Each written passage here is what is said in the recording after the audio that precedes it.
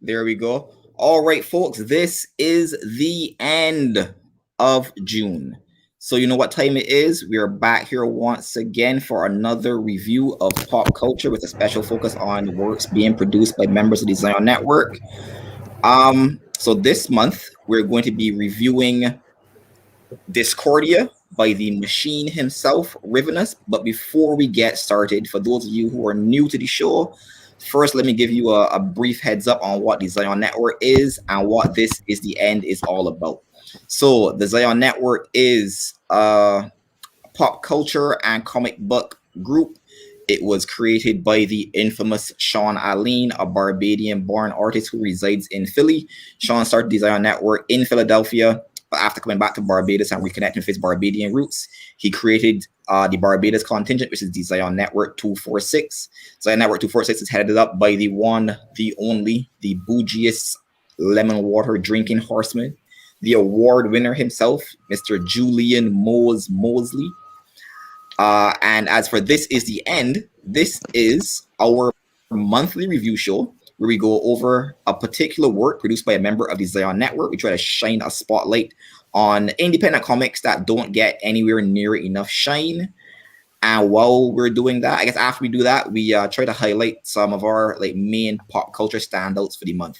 So without further ado, I'll let the Horsemen introduce themselves, starting off with the de facto leader of the Horsemen, Mohz. Tell the men some more about yourself. Wow. Obviously, I'm the de facto leader. I don't know how we get here, but anyway. Good evening, everyone. Name is Julian Mosley, spelled with, Julan, normal guy. But my Horseman name would be Vengeance. No, actually, it's not redundancy. It just happened. Because that Vengeance is mine. He was talking about me. Just saying. I'm an artist, beat maker, producer. Sometimes I act. Sometimes I was a part-time superhero back in there because COVID happened. But that's enough about me. Short and sweet, just the way we like it. All right, moving right along. The next horseman, our horseman of death, young Ian, aka Dracanima Art. Shout out the men, Ian.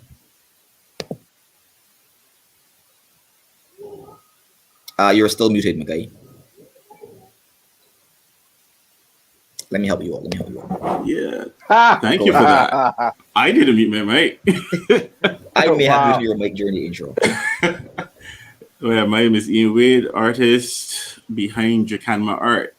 I am the Horseman of Death, part-time artist, full-time IT person, and just general all-around bum. That's about it for me. Just trying to get back in my art and create stuff one thing at a time. Creating stuff.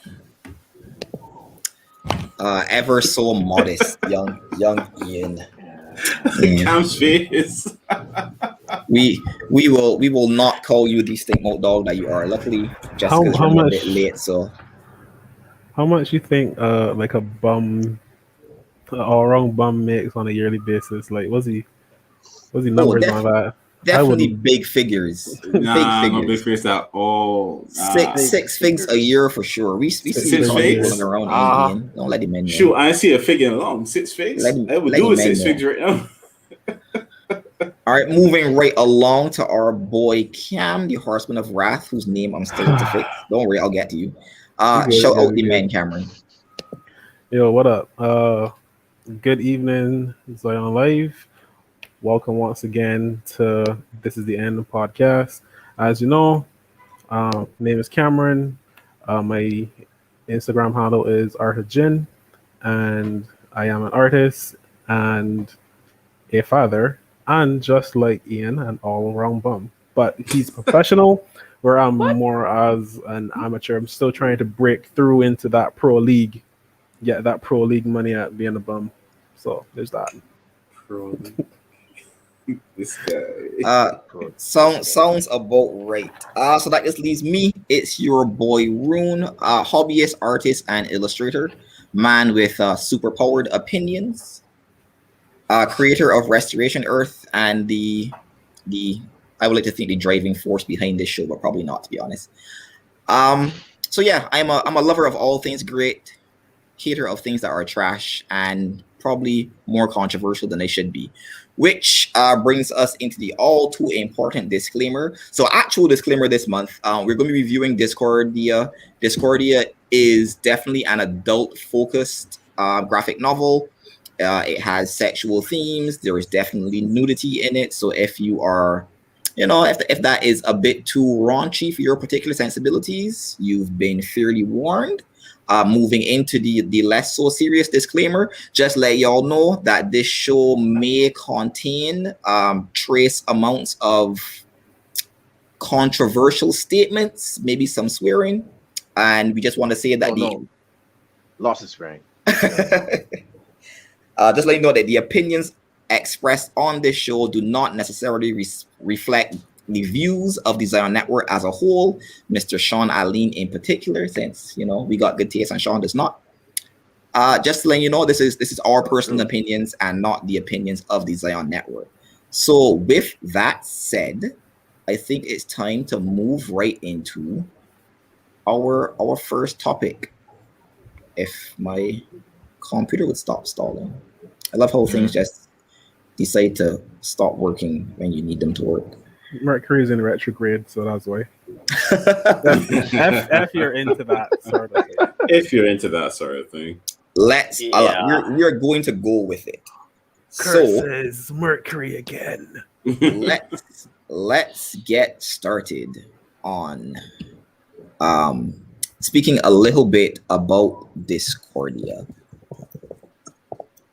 So for me, Discordia is what I would call a surrealist dark fantasy story about a man who has a very tenuous view on a tenuous grip on reality, and you begin to realize that the difference between reality and delusion / hallucination is not as clear as you might think. So I think Discordia really plays with the idea that reality and perception are one and the same, and that you shouldn't get too attached to what you think is real and what you think isn't.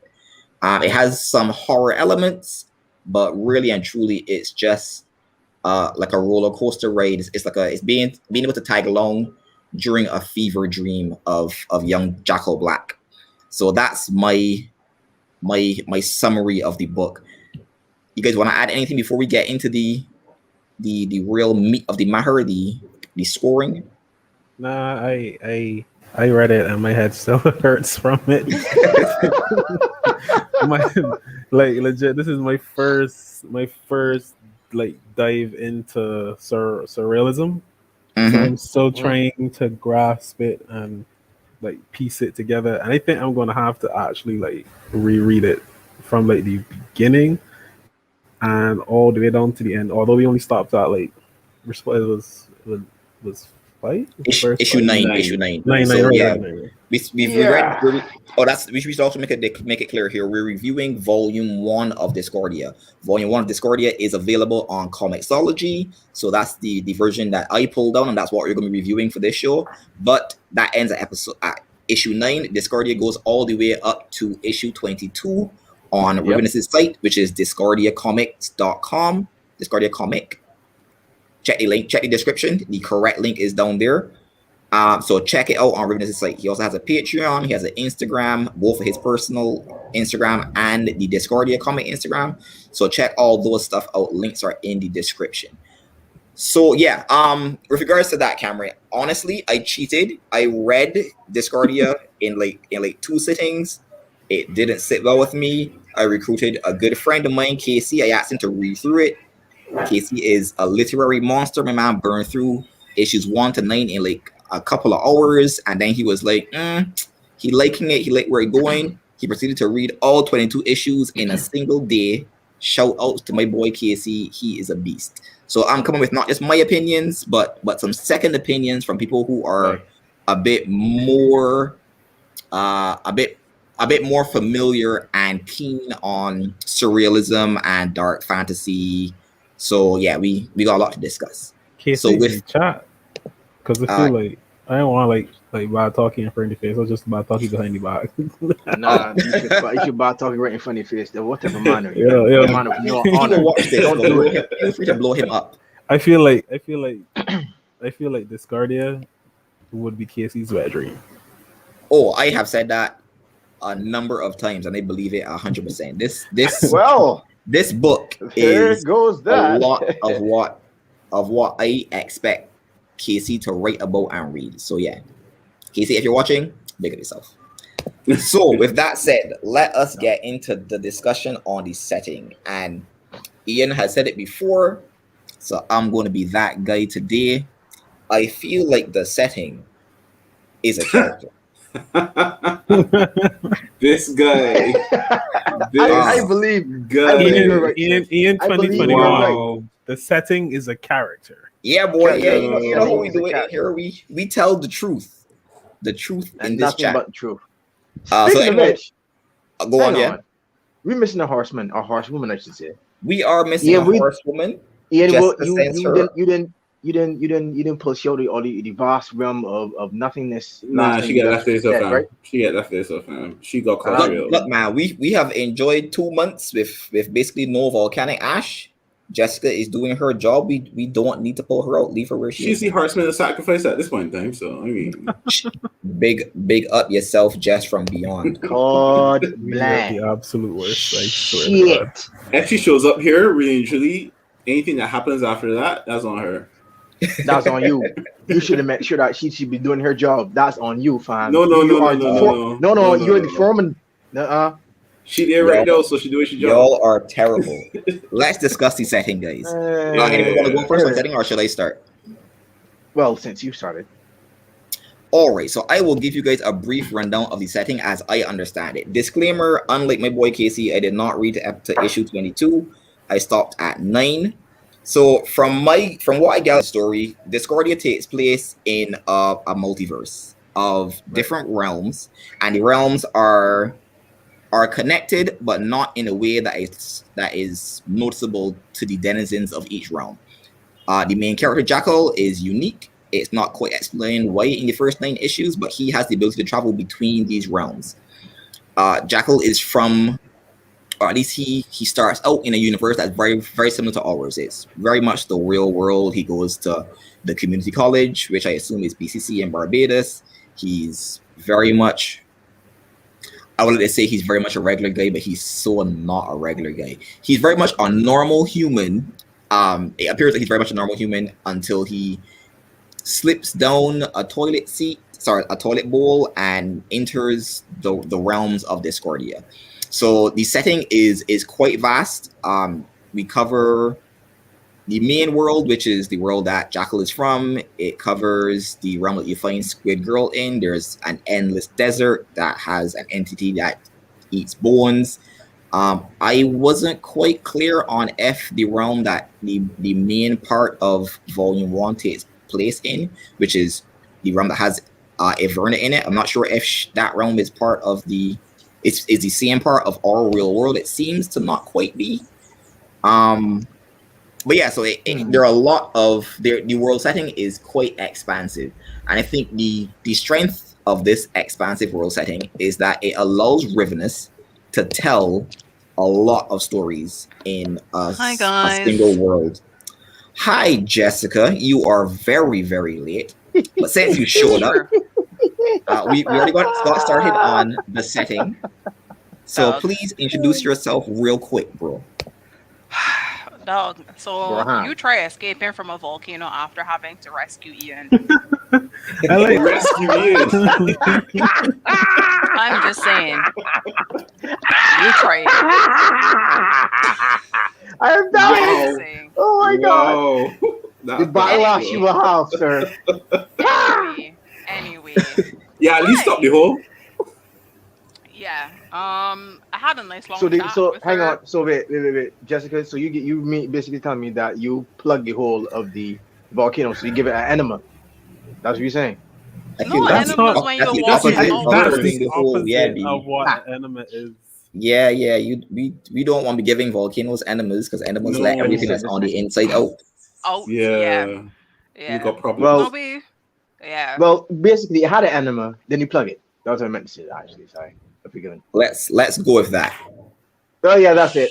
That sounds rather Sure. disastrous, but okay. Yeah, Jessica, mean- introduce yourself. I am so not Hi, comfortable I'm with that Jessica. conversation.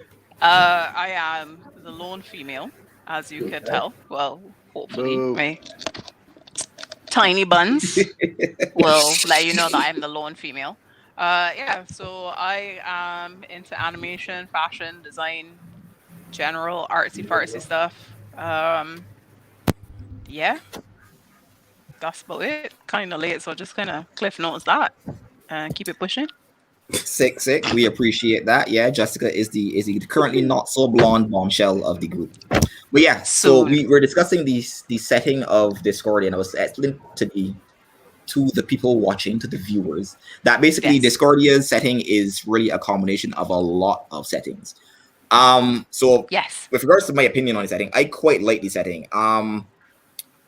It has a lot of real world elements that I got attached to, so it has like a very vague caricature almost of the Aboriginal, which is like the Australian, New Zealand, that area. Their realm where you go on walkabouts, it has a bit of that. There's some definite like dream theory realms knocking around in there. There's some stuff that's clearly very original and exists only in Rubenus's head that he's poured out onto the page. It does a pretty good job of conveying like a very, very dark version of our world. It touches on stuff like bullying and mental health issues, drug use. It's like very real, very gritty. And then it has like this like super sci-fi kind of the real world, but not quite realm that Everna exists in. I'm still on the fence on whether or not that is the same world as our world. I don't know. I kind of feel like it is, but I'm also open to being wrong on that. Well, you mean the part with her and Mr. Carter? Yeah, Cutter. Yeah. The The journalist. reporter, yeah. So I kind of feel like there is a good chance that it's one of those same setting, different part of the world type setups. But again, I'm open to being wrong about that. Yeah, She because it does doesn't tell you exactly where Jackal is from, but Yeah, I Yeah. always I thought get that. the impression that Jackal is either from Barbados specifically, or like maybe some kind of inner city British location. And I'm pretty sure Everna's stuff takes place in New York, like in the US. Yeah. Okay. Yeah. But So- from what I was understanding is because you see like when she was talking to Cutter, it's Cutter, right? Yeah, Cutter. Yeah, About let's go. all the different like what they're selling or what the product is that they're making.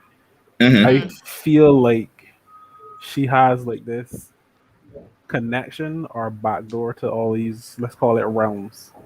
So that's why I figured that it doesn't necessarily matter where she is because she has access to everything because she can see what everyone is doing. So Which she has is access to everything. which is That which is definitely one of the makes things sense. which is one of the things about setting that I think is interesting. It speaks to what Riven's story on a whole is trying to like push, like the nihilistic viewpoint of nothing matters. Yeah, Nothing matters. because really and truly, like any of his settings works for the story at hand, works for what he's trying to tell at a point where, yeah, Verna looks like she's based in Jackal's world at a different point, but she, as you said, Cam, she's tied to like all these other sections, all these other universes and whatnot. So it's not even all the other universes, but all different times as well. Because there's a point too where there's a statement of, this is their first encounter with this particular being, but so she has the ability to traverse different universes, different times and whatnot. So the setting is whatever is required, and to drive the story, and it's a very interesting take on it in terms of not having a setting drive your story, but your story kind of manipulate deciding how it sees fit. Yeah, I definitely agree with that. And Yeah. she did mention that the building itself, well, I mean, massive spoiler for those of you who haven't finished volume 1.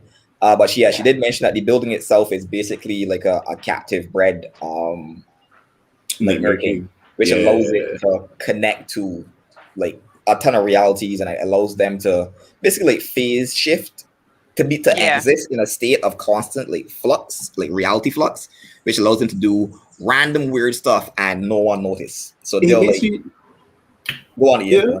No, it makes me feel like, I don't know if you guys ever heard of the game called Control. Like, it feels like Control feels like it spawned from Ravenous' dreams, fam. Like, like even this building alone feels like the oldest house.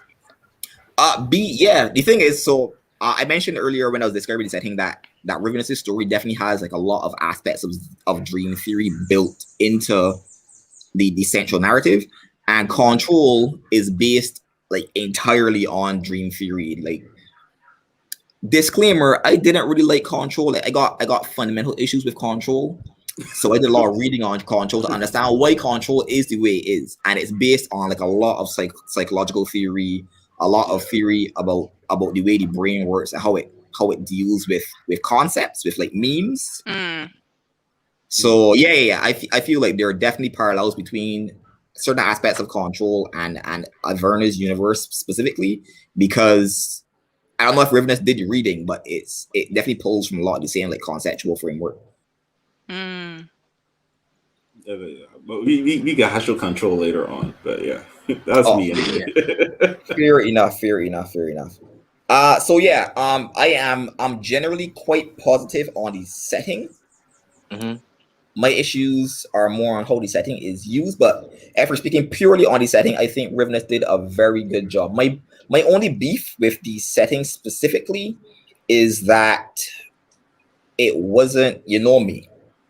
I don't necessarily care as strongly about your narrative as I do about your world building, your system mechanics. You need to feed me, and I feel like Ravenous didn't feed me enough. So I feel like he needs to feed me more.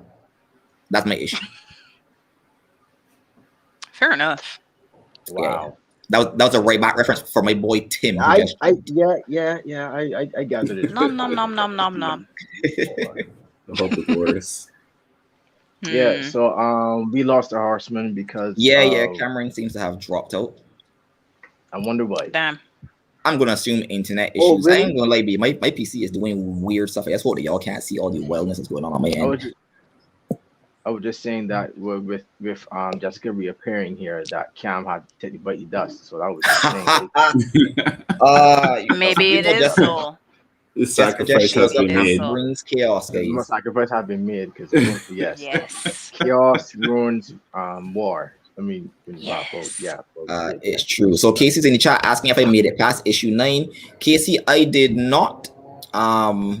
We agreed to stop the review at issue 9, but we may come back to this book. I feel like from our discussion that we definitely need to read a bit further into it to give this book a fair shake. So we might revisit Discordia a little bit later on.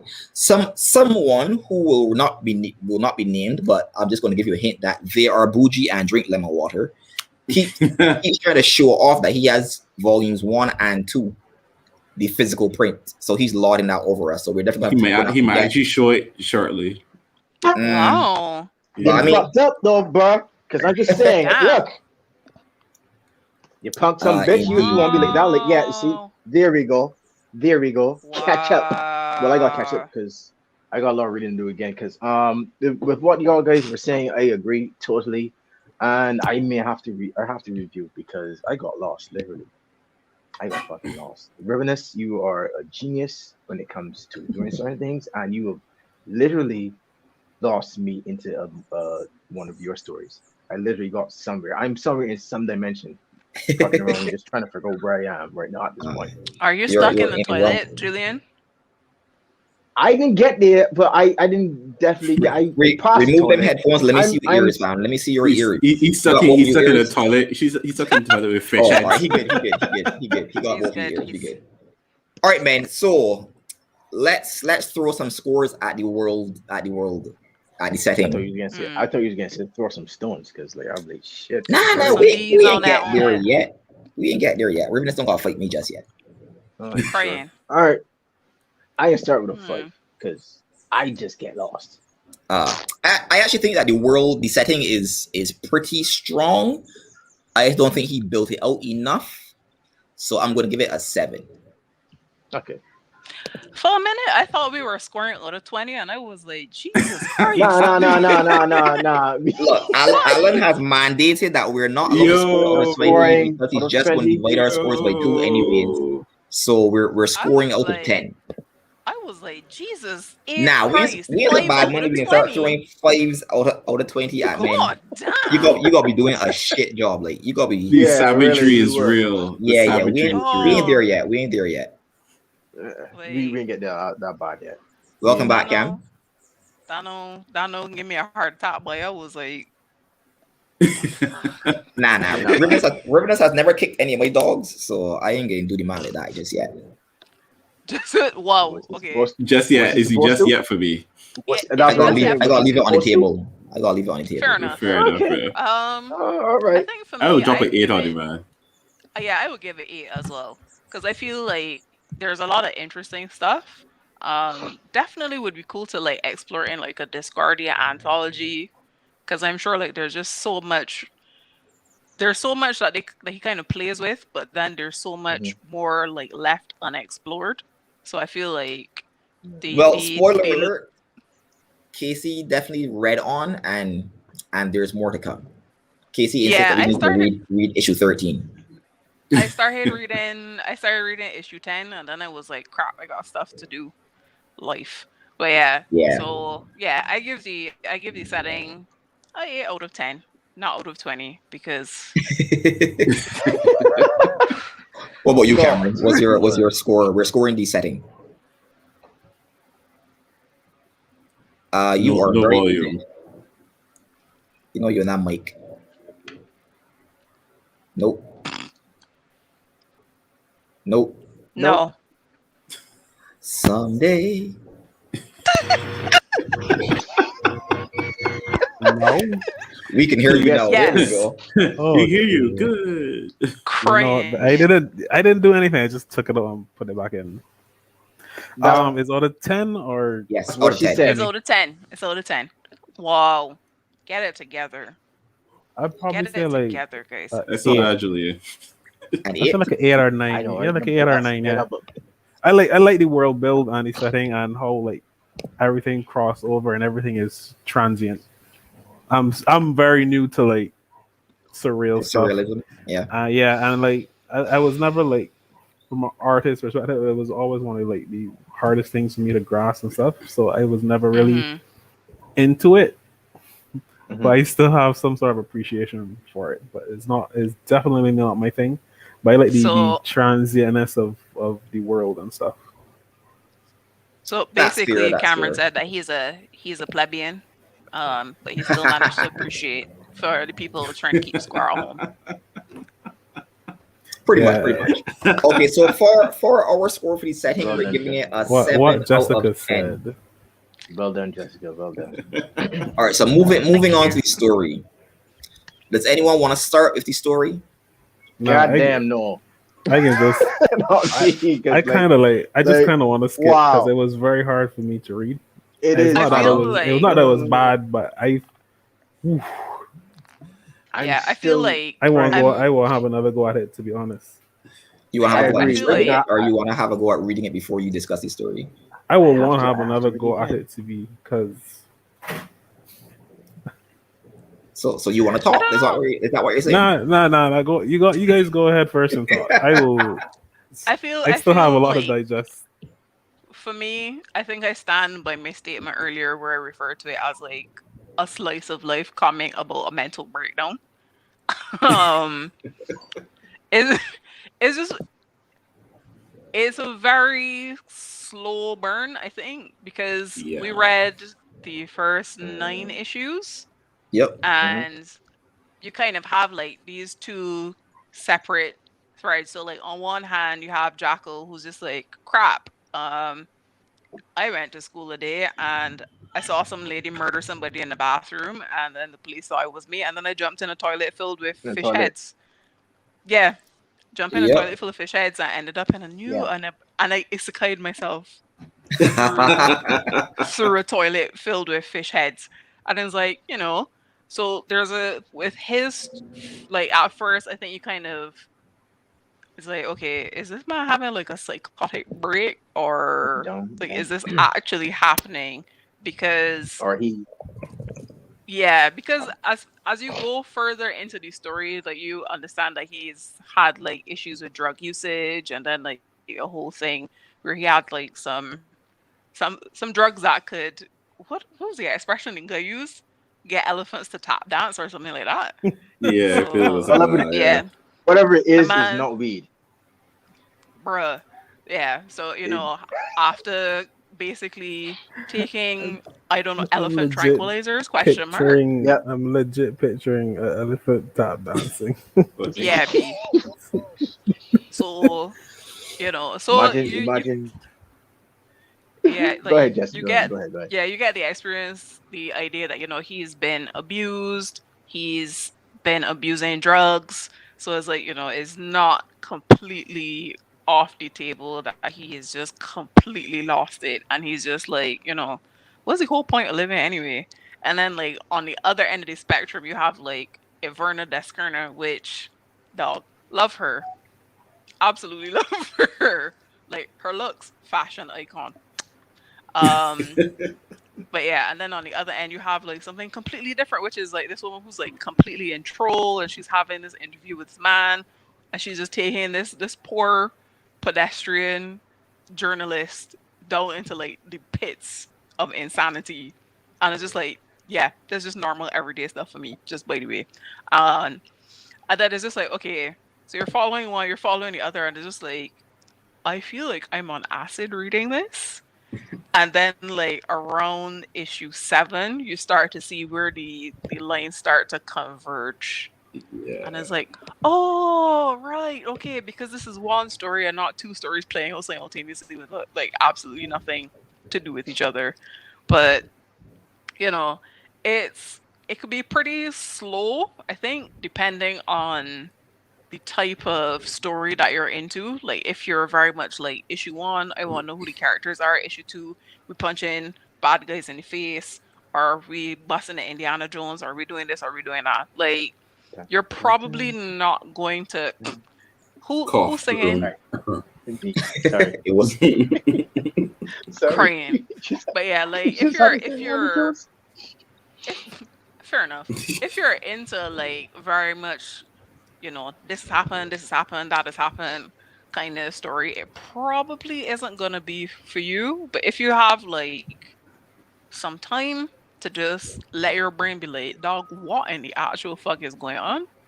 I feel like you would enjoy this story, honestly. Yeah, that sounds legit. I definitely felt like it was a very slow burn story. I keep telling everyone that issues 1 to 6 felt very random. Like, stuff was happening, and I was like, I ain't really sure this boy know what he doing. And then at issue 7, Rivenus is like, I know what I'm doing, fam. I just have to pull things together, and the story starts to make sense. But yeah, if you're reading issue 1 to 6, you really have to have faith in the writer that he's going to pull it together. So you really have to engage your suspension of disbelief and not ask too many questions until he's ready to tell you what the hell is going on. Yeah, pretty much. Yeah, for sure. Because like Roun 6 and 7 is where, as Jess said, it started to converge really to show you what's happening. Those first couple of issues, definitely a slow burn. Because also remember Abigail, that random moment of having Abigail and her doll just falling. And I was just like, okay, so you kind of started tight to Iverna's world with the the nightmare building in the background about the fire of that shop, but then she falls back out of it into this other realm, and then she wakes up, and you say, okay, so she herself is dealing with some level of abuse too. I'm still waiting. I'm still like working out to see how that ties into everything.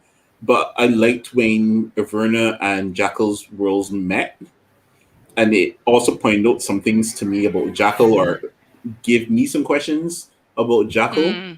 So I'm intrigued to see where it goes. Right. It's once it starts to really build, it definitely gets there as far as I'm concerned.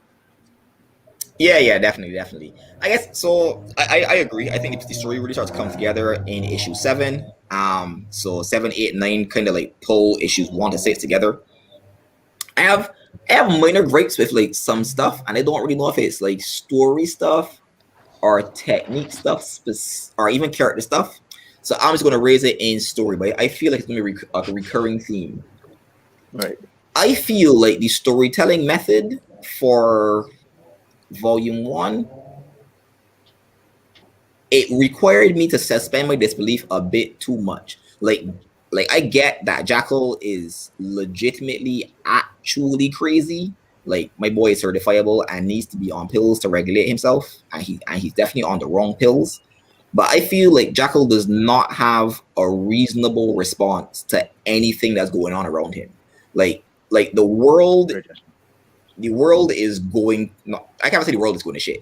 His perception of reality is crumbling completely. He's being faced with like the most random things. A naked chick with an octopus on her head who calls herself Squid Girl. Why are you a Squid Girl, fam? You got octopus on your head. He gets pulled onto like a desert, and something tries to literally devour him. My man is like, nah, just be cool. He starts to like physically manifest things from the world that he's familiar with in this other world, as he comes to grips with his ability to like travel between realms. And like at no point does my man have like even a remotely believable reaction to any of this. My man just be like, all right, cool, and just moving on with life. Like he is chill to the point of me just like beyond there being stuff that's seriously wrong with him. He's just unbelievably chill, and I found myself incredulous for like a lot of the story. I don't know. I kind of feel like maybe there's not enough set up for his lack of reaction to be believable, because I feel like earlier on, I think maybe in issue 1 or 2, there's a point where it's probably issue 1, where he's on his way to school and he looks up in the sky and it's just like a giant fat naked man with like tall looking good written on his stomach. So it's kind of like I got the impression from that he's a person who's already kind of come to some understanding that I don't really experience the world like other people, and for him it's kind of normalized. It's normal. And I think actually, yes. Sorry, go ahead, Jess. But so I think what I wanted to say is, am I going ahead? Or are you saying Cameron is being very confusing. His communication skills are not on point today. Like, continue, Jessica. Finish your thought. No, let Cameron speak. Yeah. No, I'm going to be forever remembered as a guy interrupting a woman. Oh my god. Our representative from Bureau of Gender Affairs, and you are cutting her off. Would you like to mansplain anything to her while you're here, Cameron? Continue. Cameron. Would you tell her how this story makes sense and her female brain can't get it? No, only that I completely agree with everything that she was saying. Is he blink? Only that I was agreeing with everything that she was saying, and that similar to how Jack just stop looking at me like that, Jessica. No. Continue. And how you have to just accept that Jack is not doesn't see the world in the same way as other people is similar to how they did the initial setup for Ichigo. He's a guy that sees ghosts. Get over it. Pretty much. Get over it. And now he has a magic sword.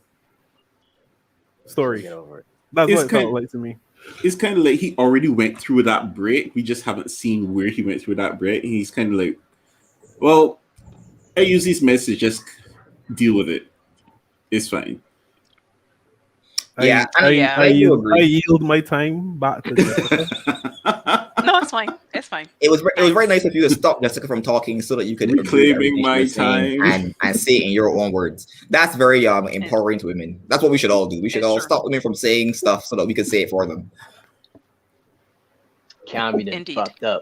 I just let me know right now. Big time. But no, I definitely agree to a point. I don't feel like what was happening was bad.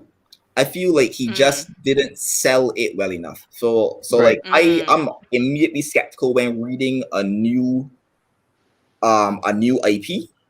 If you haven't had the time to like get me to invest in the world, especially, and this is not fair to Rivenous, but this is the way I process fiction. If what you are selling contradicts my worldview in particular, it's going to be a harder time for you to sell it. So like I've read a million superhero comics. So if you are selling me a superhero story and you're buying into existing superhero tropes, even if you don't explain it, I get it automatically and I believe it. My suspension of disbelief is easier.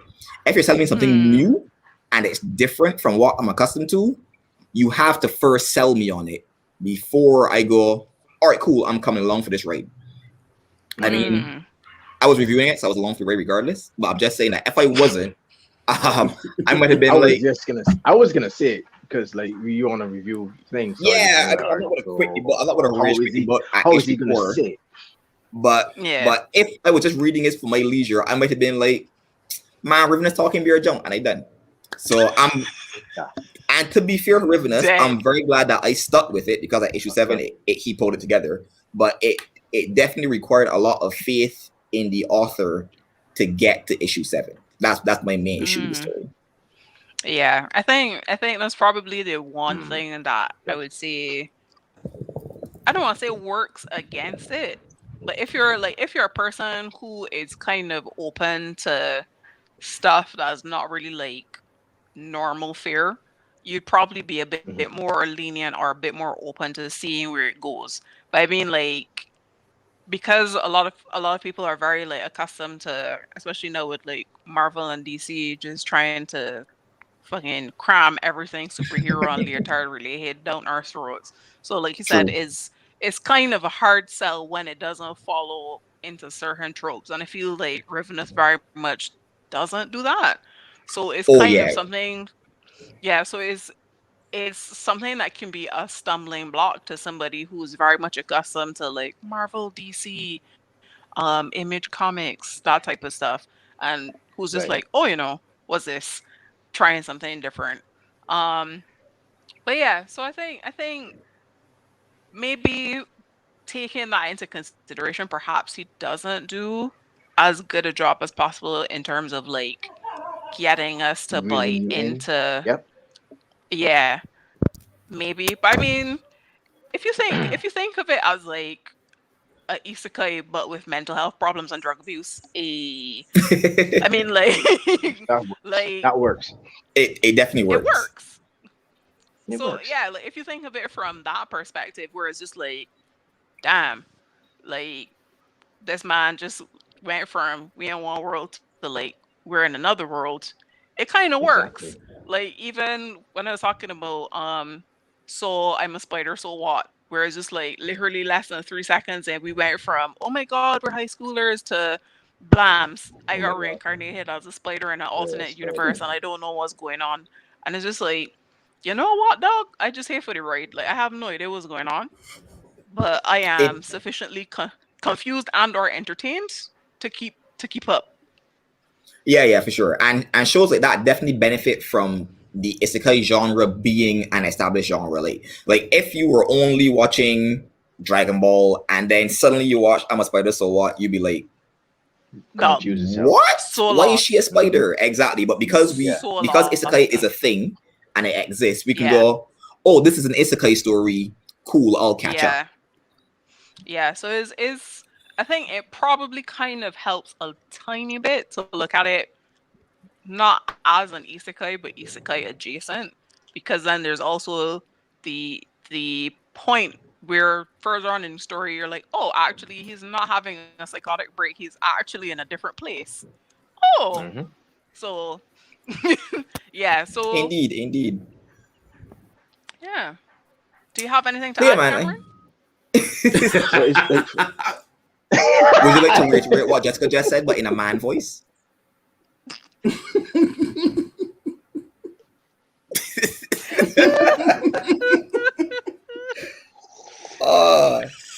Oh man. Well, that was great. So yeah. I guess in addition to touching on the stuff with the story, I feel like so beyond my issues with the narrative style, or maybe just Rivenus writing whatever the hell he wants and expecting you to either digest it or give up, because I feel like that's just who Riven is as a person. Beyond his style, I feel like the story had a lot going on. I like that it covers a lot of ground in 9 comics, in 9 issues. It does. And I was very happy that by the end of it, it was worth the investment. Yeah. It's very So much like anybody else Heroes wanna- and that. Ooh, Mm-hmm. awkward. No, go on. Yeah, go no, on. I was gonna say it's very much like Heroes in that regard, where it's just like you have one episode and so much stuff happens in that one episode. impacting. Yeah. Yeah. Agreed. So- So it's It- agreed, because like it's a lot to actually take in. Again, it's like coming from what you said, Jessica, and for you saying Roun, is like you reading from one point of anime to another point, whereas you're totally confused. So it was a lot to really intake. Whereas that Rare Ribbons is like, hey, this is happening and that happening, and then poof, all our peanut butter sandwiches. You're in a different dimension. So it's for someone else. So for someone who's actually coming into it, because it's like, all right, I'm not sure where I'm at, but do I want to go further down this rabbit hole? Because Morpheus, I can actually just spew up this actual red pill that you just gave me, that you told me to take, because like you told me you gave me this.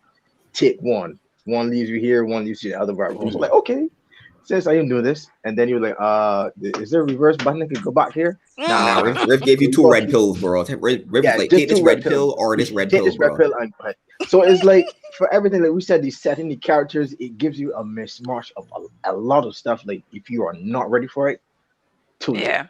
If you're, it's like what Drake said, really, and I'm a Drake, and I'm not a Drake fan, but if you're reading this, too late. Indeed. I know, Jessica. No, but Man, you and I share the same crimes when it comes to the Redskin fellow with the heart. It's just, No, just, but- just to say that, like, I hold on real enough heat in the chat. Oh, I weird. ain't gonna send nothing. I ain't gonna send nothing. I can just. Yeah, you gotta hold that. You gotta hold that LB. You gotta hold that Hold LB. that L. You're taking that L real good. Nah, Not L Nah, but- loose. you see, for me, like how these story progresses, it's kind of like, you know how people automatically, as we all have originally been automatically making associations with certain aspects of the story, like, oh, this is like this or this is like that. They're trying to ground yourself a little bit more in the entire story and setting. And then it's like, okay, issues 6 and 7 happen, and you're like, okay, I start to see it converge a little bit. Right. I can get only into when you this. Get to that point. And then, then you get, but then when you get to issue 8, and it's kind of like you get that narrative like nothing matters, and it's like, oh, you know what? Just suspend all belief and all ties to everything else, and just dive into your story. So that particular issue, when it got to that point, I was like, okay, I really want to see where he's going with this now. Like, I feel like that that kind of just that's only that was when you the get red to pill.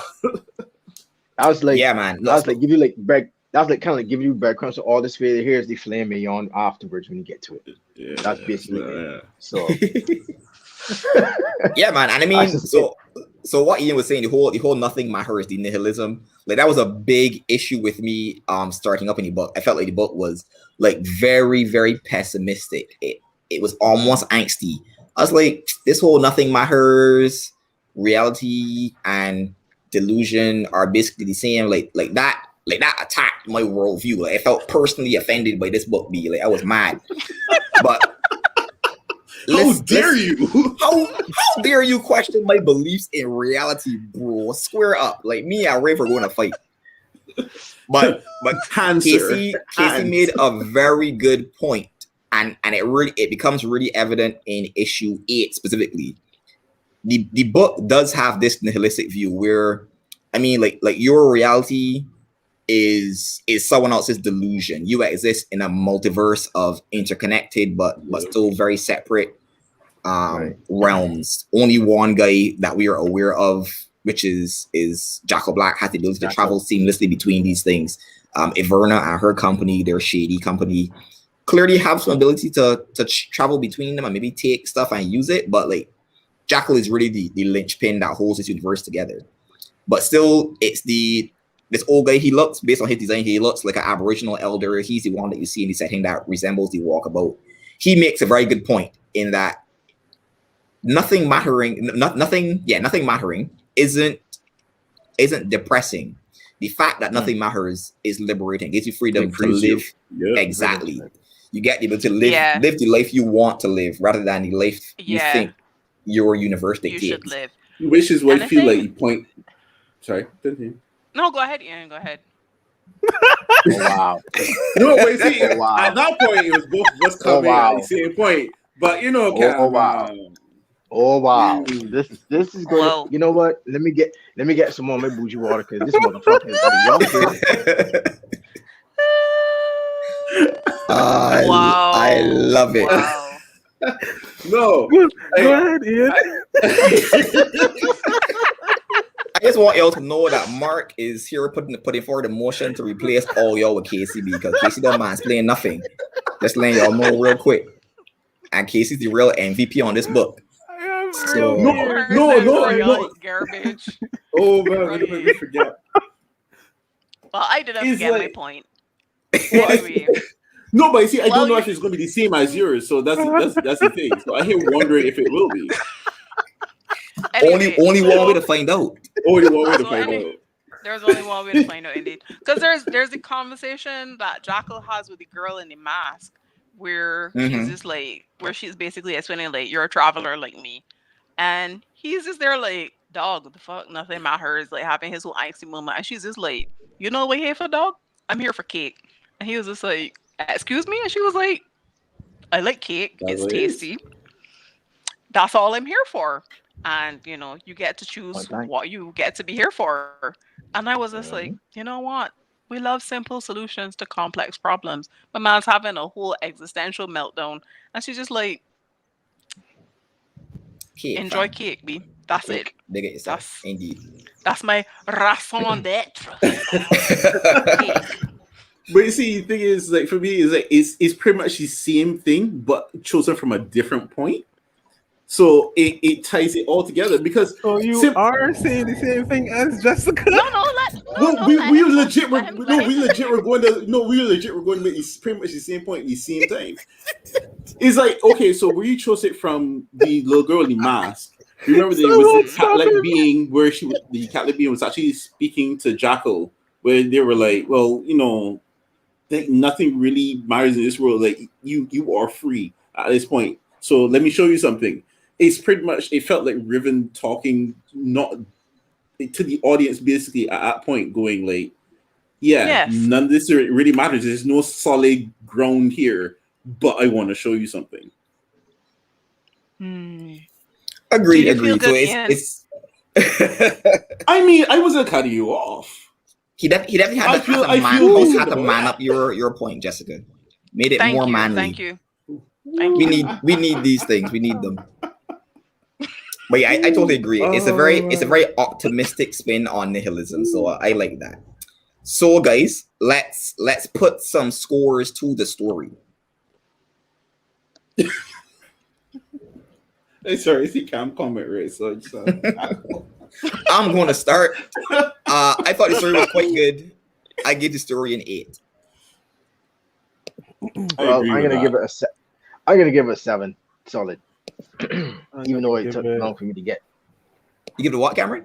I'm gonna give it provisionally a 6.5 because I know I have to reread it.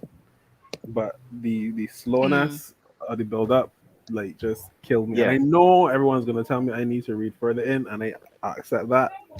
But for the purpose of what I read, it was just so much. It was so hard for me to get into it and get into a groove.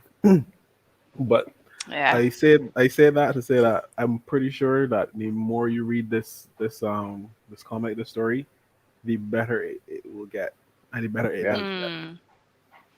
And I think even everything improves, not just the story. I mean, art, set pieces, everything improves from what I've seen in like my skimming through the other parts of the book. Yeah, I was Sounds kind good. of torn between giving it a 7 and an 8, but I think I'll give it an 8 because I feel like I didn't necessarily struggle all that much reading it, but I feel like I've also like waded chest deep into so much nonsense on the internet. Like this is far from the hardest thing that I have ever had to read in my life. So yeah, so I think I'll give it a solid 8 out of 10 and not out of 20 because Which is important. Yes, which is very important.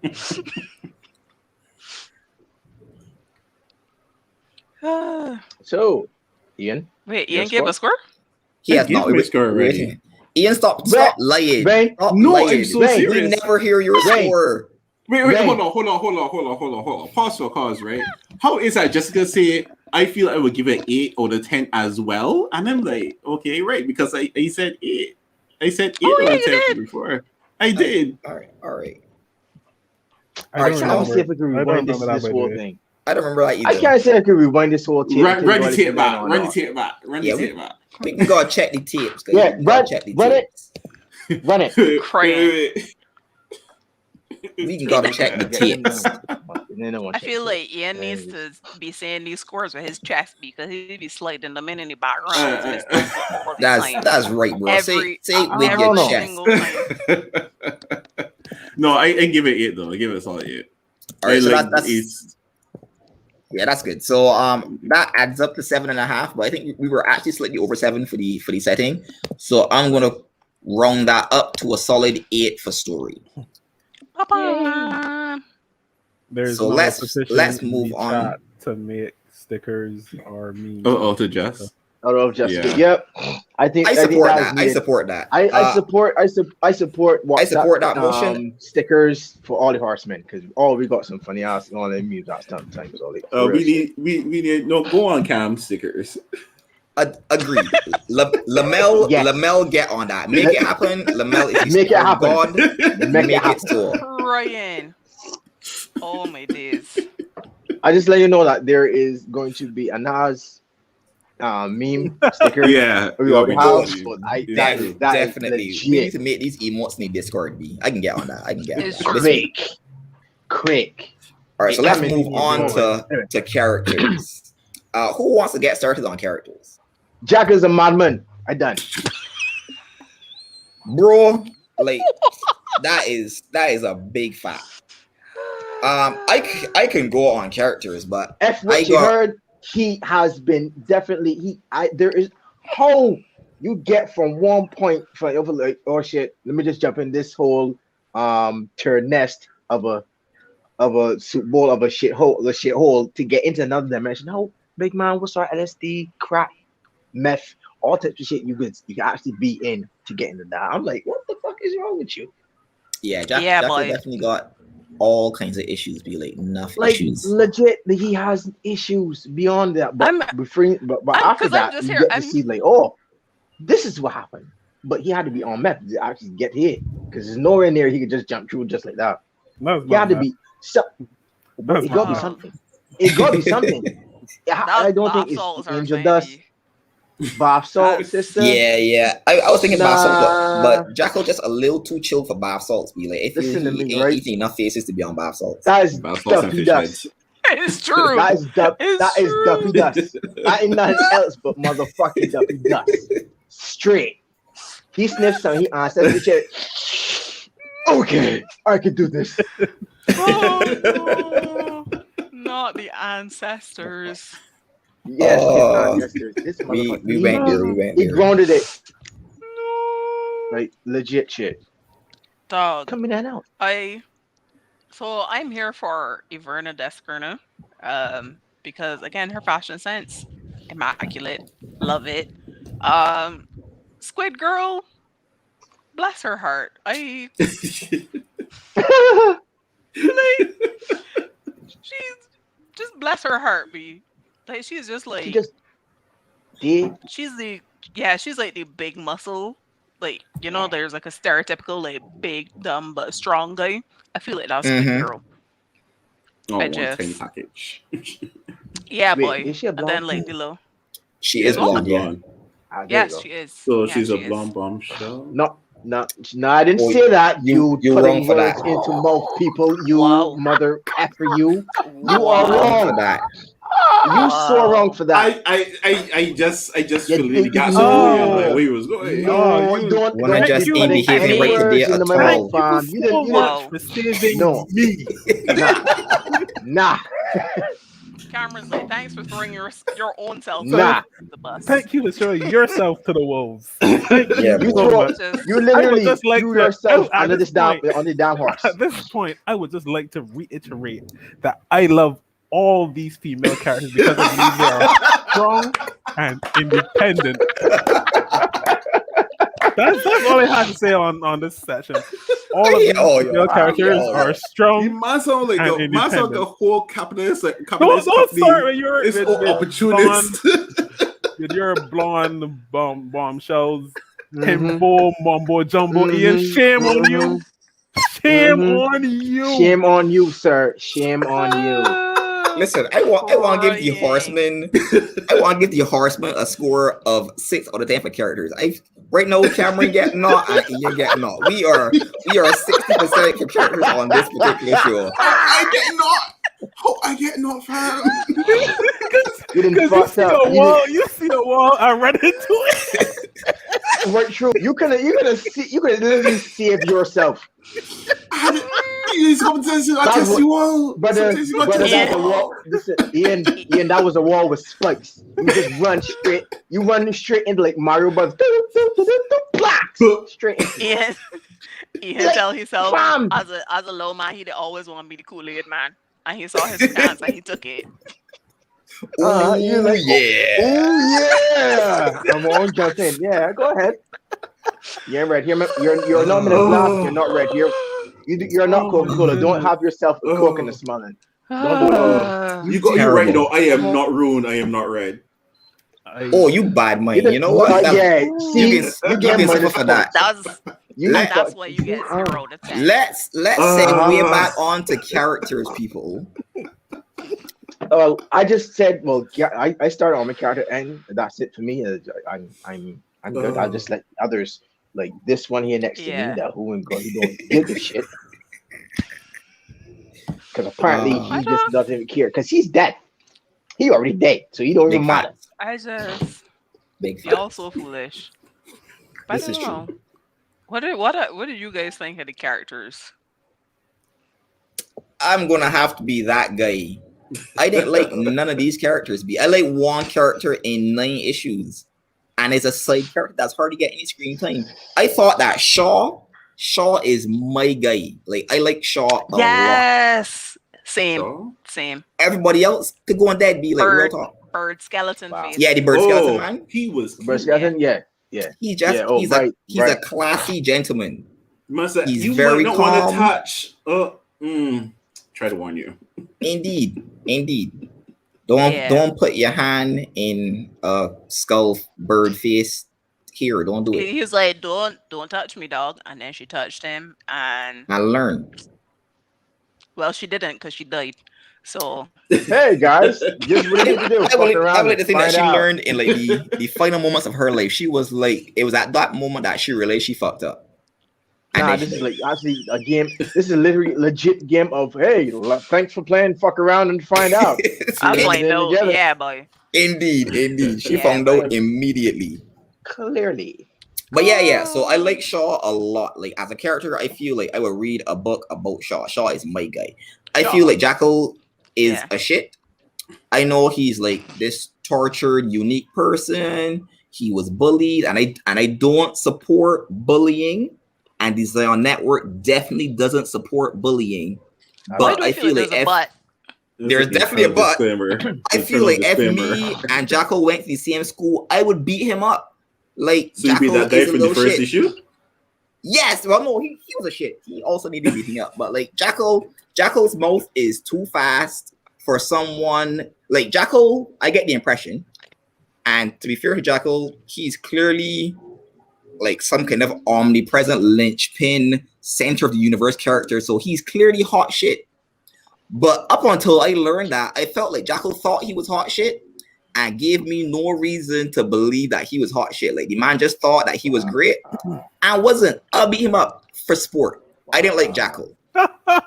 Squid Girl, I get that she is basically... Just throw all of us away right now. Just, the female Hulk. Just throw everyone away. But I didn't really care for Squid Girl either. Not the man reasoning the Xion Network doesn't support bullying, but I beat that man up. Jesus. Yeah. But like, I know everyone's gonna be like, we can't support this, and I really do not support bullying. I don't think that people should be bullied for being different. But I feel like if you're walking around thinking that you are better than everybody else and that everyone is a drone and you like on this higher level and your life is a hot mess, I can punch you in the stomach, B. I just make you rethink your beliefs. Like, you need a wave check right now.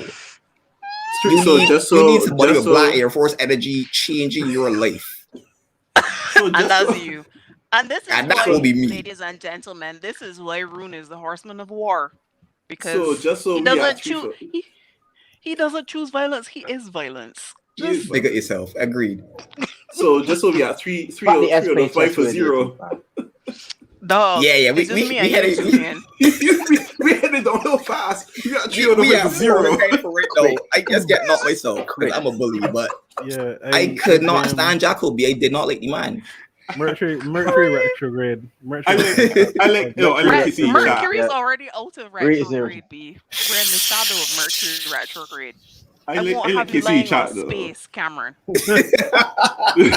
That's not even like astronomy. That is astrology. It's a whole different. Yes. Whole different world. Shut up. Shut your mouth. Mansplain to her, Cameron. Mansplain to her. Let her know the truth. I hate backy dogs again. You see it catch on, right? I catch myself like it was too late, bro. It was too late. Shut it up. I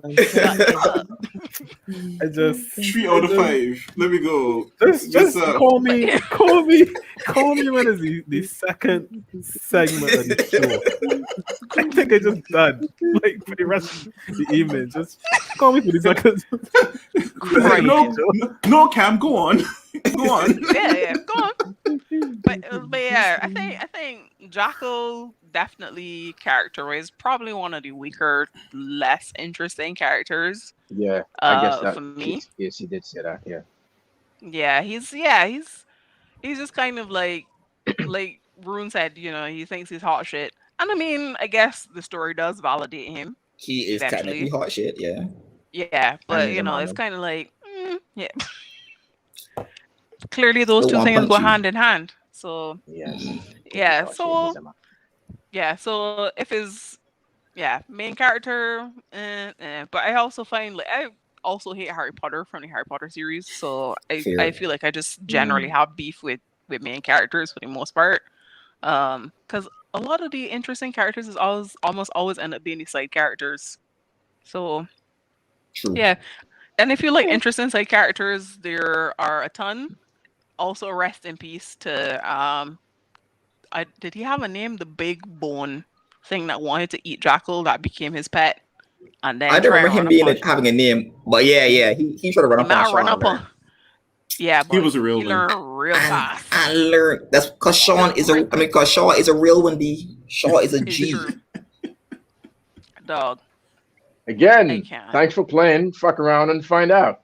I feel like Xion is fuck around and find out the character, which is probably why he's my guy, I didn't think about it. Maybe that's why Xion is my guy. Xion is making people learn every day, and I love it. He is a Crying. stalwart of education. Shaw for the win. Yeah, but Shaw just- and Werner. ah, my days. Yeah, Probably but the yeah. best So I think there's characters. a good collection of interesting characters. I feel like I also kind of like. Gosh, what's his name? I want to say Monster, the guy who was just like a face with teeth. Oh, the That's like God of Set. very, yes, very Rocky Horror Picture Show. And it's just like, because there was a point after Squid Girl just rocked the man jaw, and he was just Yeah, like, boy. I'm gonna bite both their dicks off, and it's just like the man is just paying no attention to the man. He bit off somebody's titty. He bit off a my whole movie. My voice. Oh, the last one, my favorite. I'm like, Yeah, what? yeah. He is a creep.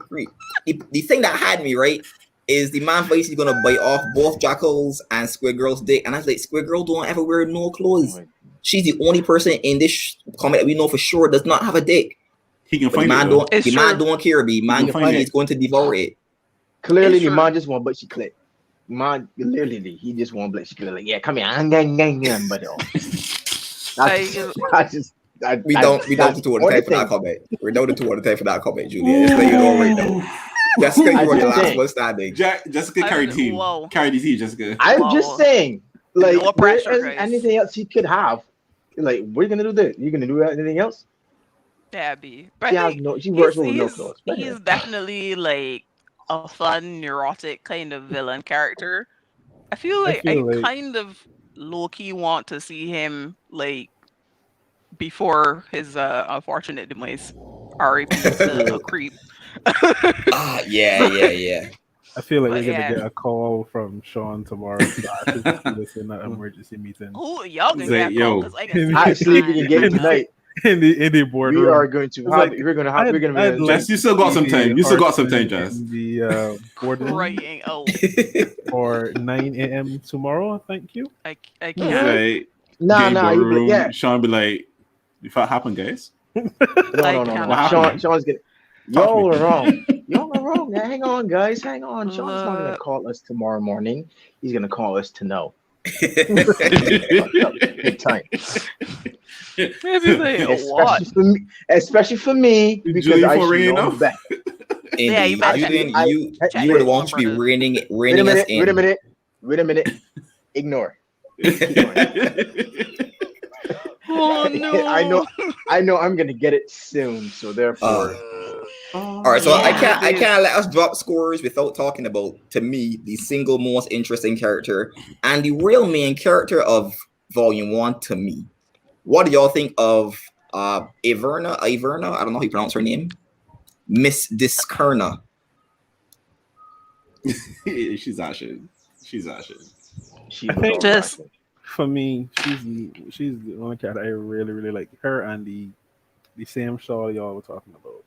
Yeah, The bird. Iverna is definitely because when you first meet her, it's just like, is Iverna Deskerna the devil? I'm like, ooh, intrigue.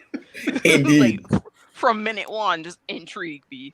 So I definitely enjoy her. I think she's probably my favorite character out of everybody.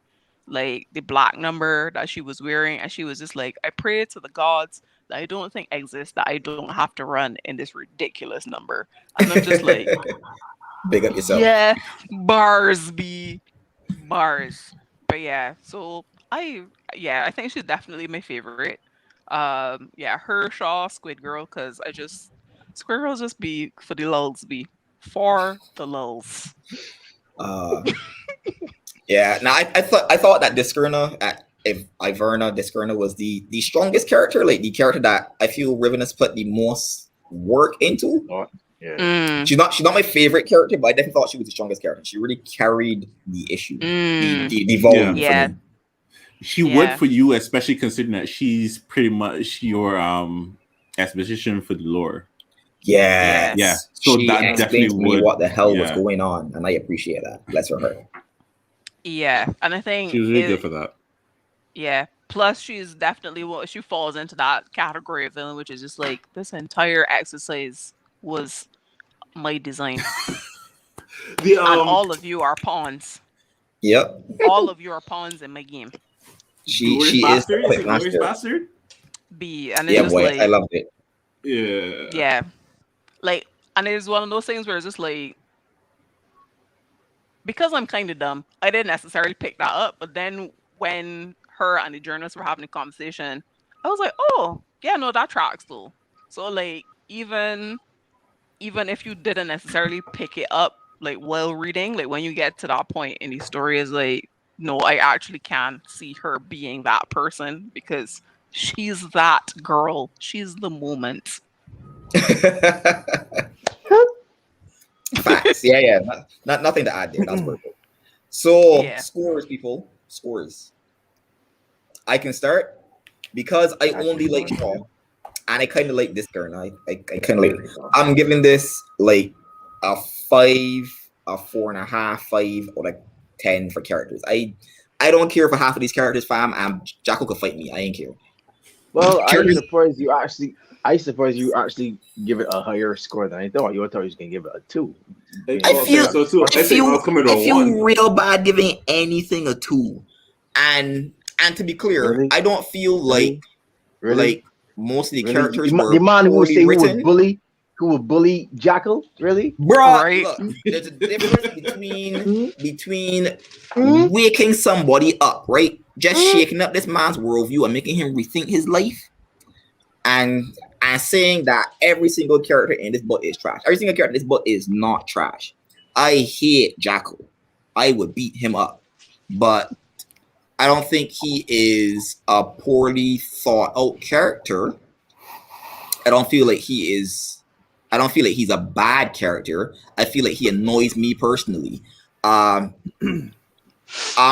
didn't really like resonate with me personally. Like I don't love her as a character, but I think she was a very strong character. Before you make your vote like official, is it that you're basing it on like how you like them, or if they're actually good sound characters that don't have flaws in? When I say flaws, I mean flaws with the way how if they would contradict themselves as a character, like their ethos or ethics and stuff like that. I'm ranking them in terms of how compelling they are to me. Do As they a reader. make me want? Yeah, as a reader, do they make me want to follow the book more? Does it make me care about them as people? Does it draw me in? I don't think any of the characters specifically were like contradictory. I don't think that like he wrote them one way and then they acted out of character. I just don't care about them. Like he could kill everybody except Shaw and Iverna, and nope, that's it. And I'd be cool. He could bring a whole new cast for volume 2, and I would give zero shit. Like I'm not attached to any of the characters, and I'm especially not attached to Jackal. He could dead. So the views expressed against Rohan does not express anything of the Zion whole altogether. We do not condone bullying. We don't condone anything else that he had said. He's just a guy in a Superman shirt who wants to be a bully on his bread. That's all we're gonna say. Mark definitely took off that Superman shirt, fam. Mark took off that Honestly, Superman shirt. I feel like at this point in life, I cannot trust anybody who like does wear Superman apparel. Because I just feel like too many of them have shown themselves to be questionable people, and I kind of include you in that, Rohan. Sorry. Well, sorry. I show my hand early. I beat up kids, so you know what it is. You know what it is. A balanced breakfast, yes. Fuck around and find out. So yeah. Oh my god. My chest. Ian has left the chat. All right, so scores, people, scores. Yeah, my score mad a little bit. I stick in my 4.5. I ain't care about these characters. I'm giving it. I give it 8 because I don't believe all it. Yeah, I'll probably give it a 7 because I think the characters are well versed and based. Like they're strong. They know who they are, what they're about. They don't contradict what they're supposed to do. So even though I don't like Jackal, like He's still a I think person, he looks and he great. know Jackal knows what he's about and knows why he's doing what he's doing. Right. So I can't fault that as a structure, right? I like Here. Avernus, and I like what she's doing and stuff like that. I would follow Avernus as a story, right? Same. Yeah. Same. But I understand. I don't necessarily like Jackal, but that doesn't make him like a bad character. He's not Mark Hudson, me either. That's fair. That's Just fair. a, just a I feel fucking like I want to feel- join you on. So I'll give it like a seven, maybe I seven. feel like I eight. want to join you on that 7 day camp because I You think said you agree 7, with me on Ian? Ian, is that the 7 you're saying? Yes, I'm sorry. I feel like I Yeah. want to join you on that 7 camp. Oh I Lord, agree Thank with you. chess. Okay, right. Serious. Chess. That's what we like to hear, Ian. Yeah. He's Oh getting, my goodness. he's getting gym. Don't pretend he don't get any gym no more. Oh, Go playing God, chess here we because It's you go. can. true. Don't I do saw it. him in the Don't do it. gym. I Yo, you inspected behave. him. You behave. I saw him. Stop it. You, Stop you it. say you inspected him? Wait, what? Hold What? up. No, Pause. What do you Pause. say? Pause. Oh, I said Again, I we sighted are him. going way off for this. I'm I done. can't. Oh God. So anyway, my Let's- score is a 6. Wait. Because I haven't given a score yet. Yeah, I think there are definitely enjoyable characters, but I feel like the main character or like the main squad, which is like Squid Girl and Jackal, may not be the most compelling for some people. Right. So, the more impressive or interesting characters, I think, definitely bolster it, but you do kind of take a while to get into them. And yeah, so 6 out of 10. Maybe a 7. Yeah. Sounds solid. So that puts us at a solid 6.5 out of 10 for characters. We are definitely running behind times. You're gonna have to speed through this. What do you guys think Corey. about the art? It progressively gets better after each and every in every volume, because honestly it starts off really like he is pushing and putting certain things together, trying as it goes together, and as it goes, even within let's say like where does it picks up, because it gets really intense afterwards. Jeez, I don't think sorry, Ronnie, you could pull up a couple of images after like further, because there's something that I remember like seeing is like I cannot describe it where it is, but it's like the art gets better in every story after every single I think I know volume. where you mean.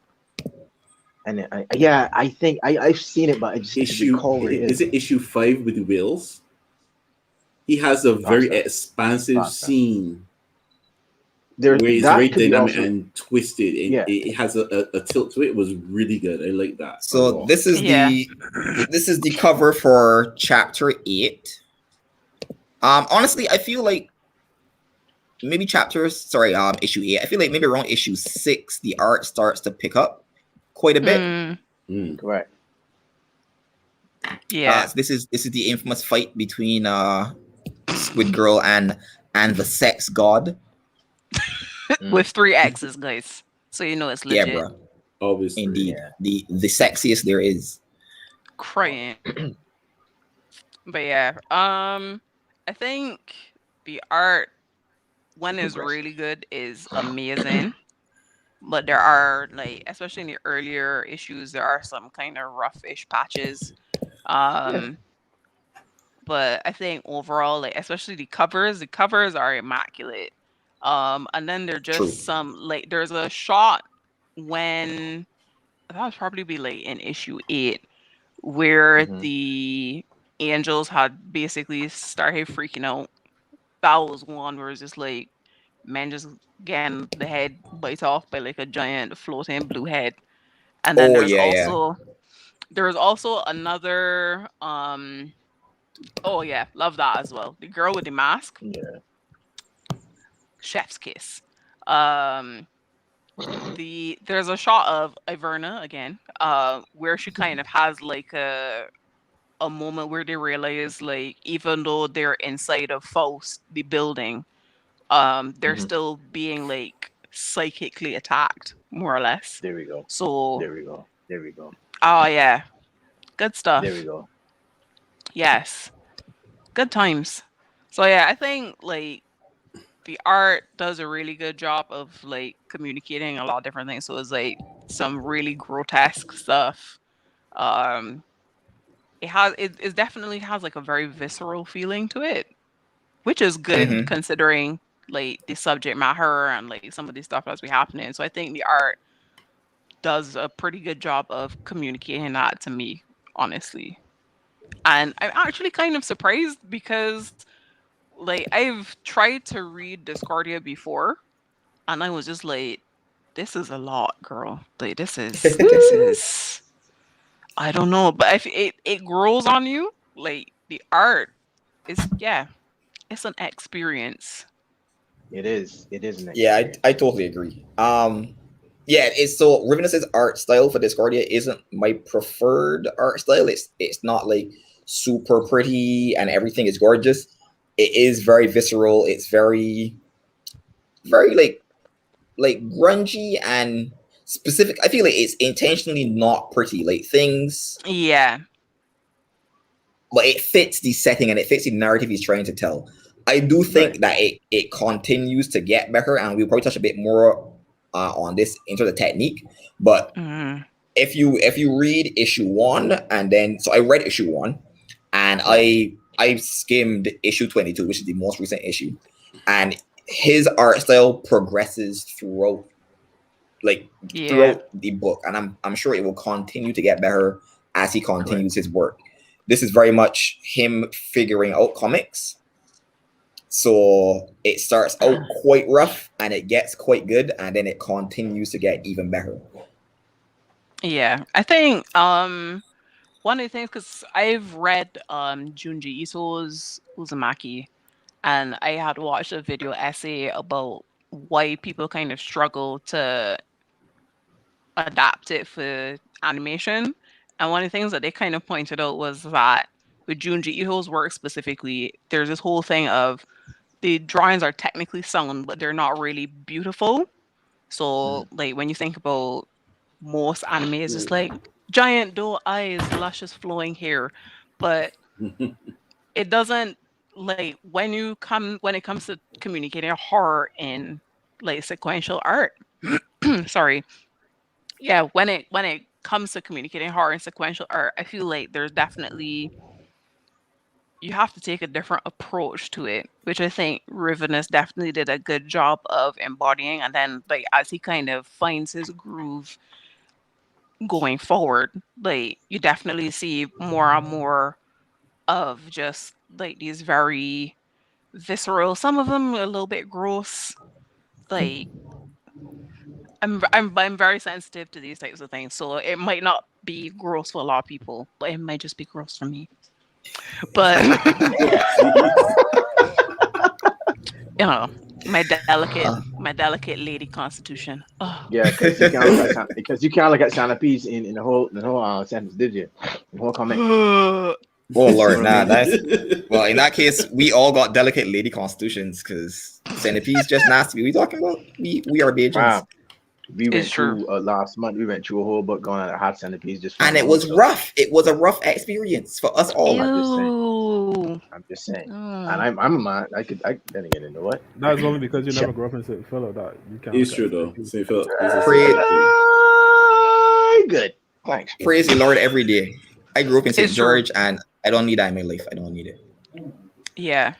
But yeah, so I think Rivenus definitely does a pretty good job of honing his craft over the progression of the series, because you definitely see it even in just reading the first 9 issues. But definitely his style, or the style that he's chosen for Discordia, definitely really fits the tone of the book that he's writing. And I think that's sure. kind of is very fit for purpose. Not my house. I don't know who that was, but no, I agree entirely. What I will add is that so his art definitely improves as the comic book goes along, and his ability to render sequential art in a way that's compelling also improves. But from day one, this man's cover game, bruh, Rivenus's covers and posters ridiculous. It's true. Absolutely ridiculous. Oh, Xion said that as well. Xion says that his 20 cover concepts are amazing. 20, Facts. 20 out of 10 for the covers alone, B. Big facts, yeah. When it comes to covers, Yeah. a million out of Yeah. 10. I loved everything the man does. Have you seen Yeah. his? Have y'all seen his well, I have the book. Have y'all seen like the gallery? Gallery he does. In Yep. the book itself? Yep. Wow. Yeah. Look at these two show-offs. Oh, I have Right. the book. Your balls, Wow. boy. What if Cam got lemon water too? I was not gonna ask actually. It's hidden. It's hidden right out the frame. A big plug of lemon water. But no, yeah, Rivenesses. I think some of those pieces are also available on his website. Check out his gallery. Yeah. Yeah. Yeah. Shit Boy. is amazing, amazing. Look at this Yeah. shit. Look at this shit here. God damn. Yeah. Yeah, that Squid Girl is also So- amazing. Yeah. So I think when is good is exceptional, but there Indeed. are so There are definitely some rough patches Fifth- in there. yeah, there are definitely some rough patches in there. What is Yeah, there's that. That is We- Meathead. Oh yeah, that guy. Yeah, forgot he about just him. weird. Yeah. Yeah, we He got needs introduced him Jesus. like once, and that's pretty much it so far. Yeah, fuck 'em. Crying. Yeah. But He yeah. did. All right, man. So we are pressed for time. Let's throw some scores on this art real quick. I'd give Nine. it an 8. I think 8. Yeah, I give it a 9. 9. I think it suits. the Suits, genre he is. Yeah. In, Mhm. and it is technically so definitely high up. The score is 9. Yeah, for me, it's I think definitely I sure. would do it 8 as well. I got Yeah. 8 mainly because the progression, you see the advancement he has from issue 1 until Right. up to 9. Yeah. 5 That's what hit give me it a 9. hard, especially like for that scene. I was telling I thought Julian was talking about where the Aboriginal guy is on the cliff and you just seeing all the Yeah. just coming towards him. But Yes. Yeah. that was Yep. clean. Yeah. That was I clean. feel like I hate trying to find it. yeah, while the story does have some rough patches visually, when he is in his bag, he's in his motherfucking bag. Like Yeah, big facts. Big facts. Believe that. yeah. Believe that. Agreed. So I give it bad mine, and I'm going to give it a 6.5. But I have to give it a Yours. disclaimer. Cause you right. I ain't Listen, gonna put my listen, shirt. listen. No. What is that? I genuinely think, right, that this book fluctuates between like a 5.5 in art. Like when it's rough, sometimes it gets real rough. Really But rough, it yeah. peaks at like 9s. Like covers and specific scenes are amazing. And this is only up to volume, only up to issue 9. I ain't gonna lie. I've been Yeah. looking through the later stuff. Like I scrolled through all of issue 22. I didn't read the narrative, but I scrolled through all the images, and issue 22 is amazing. Like literally, genuinely level 8 out of 10 art. But I can't lie to the people.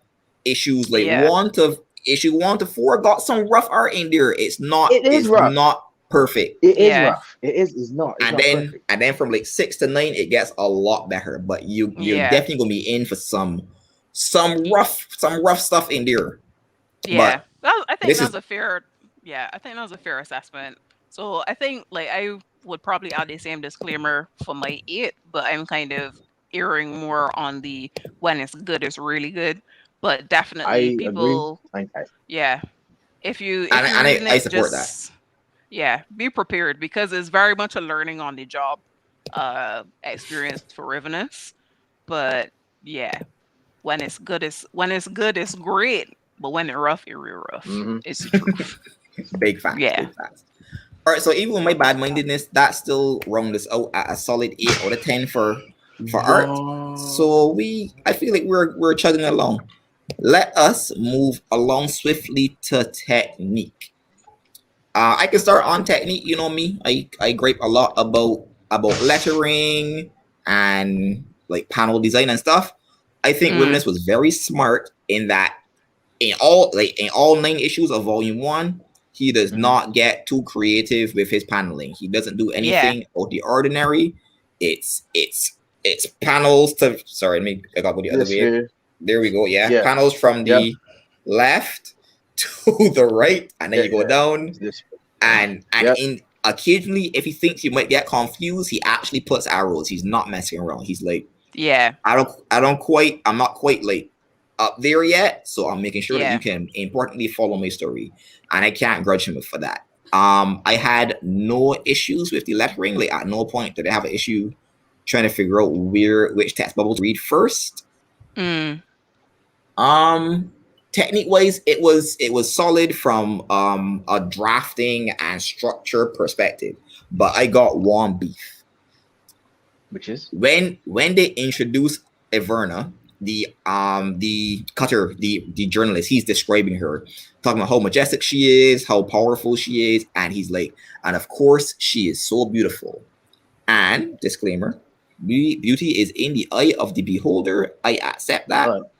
But you cannot gas up a character, talk about how sexy she is, and then not draw her to be super sexy. I don't think that Everna is drawn as this super sexy chick, and you can't be talking about how hot she is, and then she's not hot. Like that bothers me. That's why I don't like Bayonetta and Delvin getting hit me in my shins next time he see me. But Bayonetta is like by design, her character is a very sexy woman. Like that's part of her character design. But Bayonetta is 12 feet tall and her legs are 9 feet long and she bony and she got no ass. So like you can't design a character to be sexy and then not depict her visually as sexy. That bothers me a lot. I can't do it. You have a problem with tall women? I have a problem with women who are proportioned not like humans. I like human women, Cameron. I love to hear them speak. I love to hear them speak their mind. I love how they look. I love how they smell. I'm not so into like ostriches and emus. If you got not interrupting women, not interrupting. Yeah, I don't want to interrupt them when they're speaking. None of that stuff. I like real girls.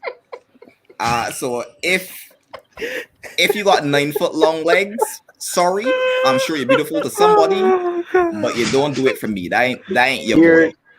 No, here's the thing, right? I could see how this was hatched into Cameron's head. We're actually gonna push him under the bus. We're gonna get he was trained. But that karate life from long time, right? You see it, and he felt the chi, right? So he reversed and just throw him right under, like, can't be. Man, hit you with judo moves, fam. Under the bus. Judo, he just literally use your own momentum against you.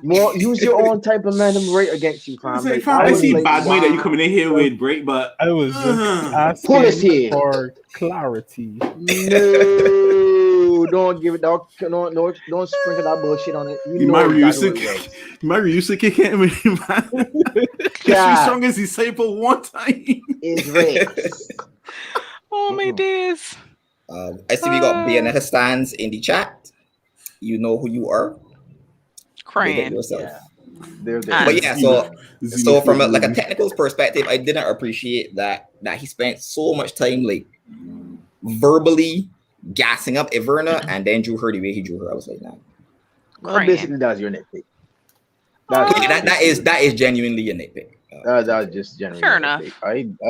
There was I think it was an issue with. I have the issues in the second issue, whereas that there was a long set of description, and for me sometimes, especially when it comes to comics, sometimes that can drive people away from a long time, because he was like real descriptive here, and there. I'm like, Ribbonist, what the fuck is this shit? I was like, this. Ooh, good thing I know about this. Yeah.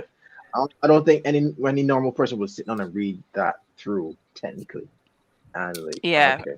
I find that's wordy though. Yeah, I find as that I was get just older, that was just that point. My attention span with reading blocks of text just diminishes every birthday that I celebrate.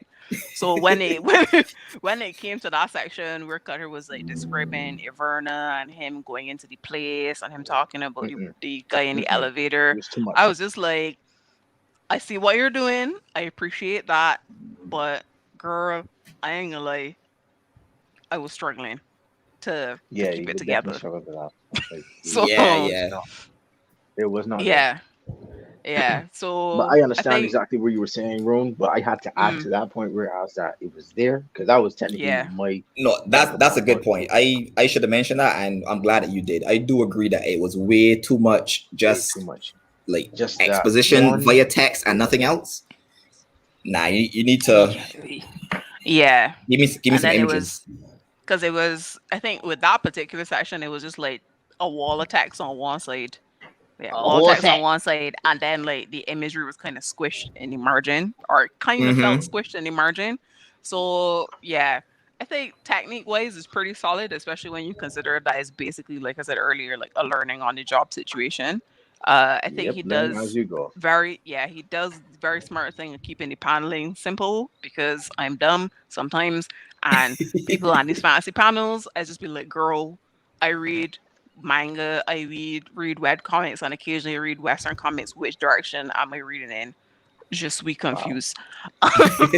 So I appreciate that he kept it simple for the plebs like me. Love that. Top marks for that. Versus X. Um, yeah, I kind of like that the text bubbles had like different colors. So like when Iverna's speaking, you could tell that she's speaking You versus can when she's tell which talking is to which. Yeah, somebody else. that Yeah, I could so dig to. Yeah, thanks. yeah.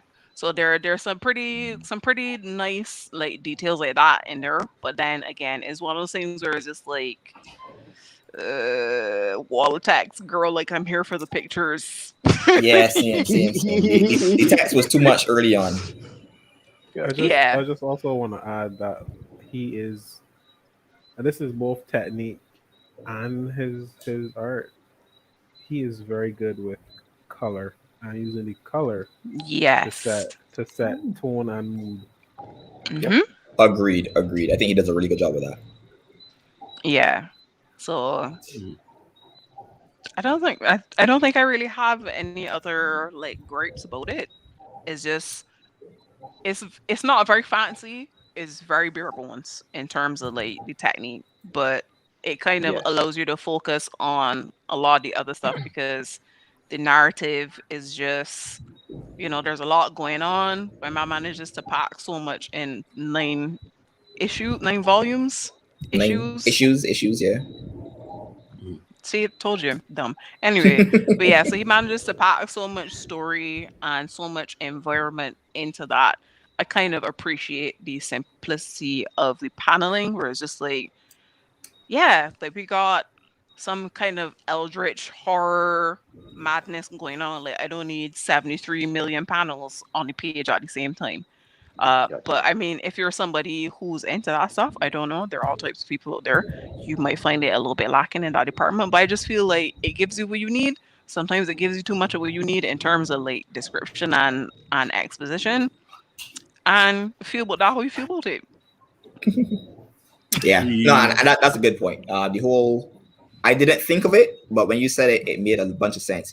Having simple technique to complement very complex story and I guess a very challenging narrative was a very good decision on his part that I didn't think of. So that's a very good point. Yeah.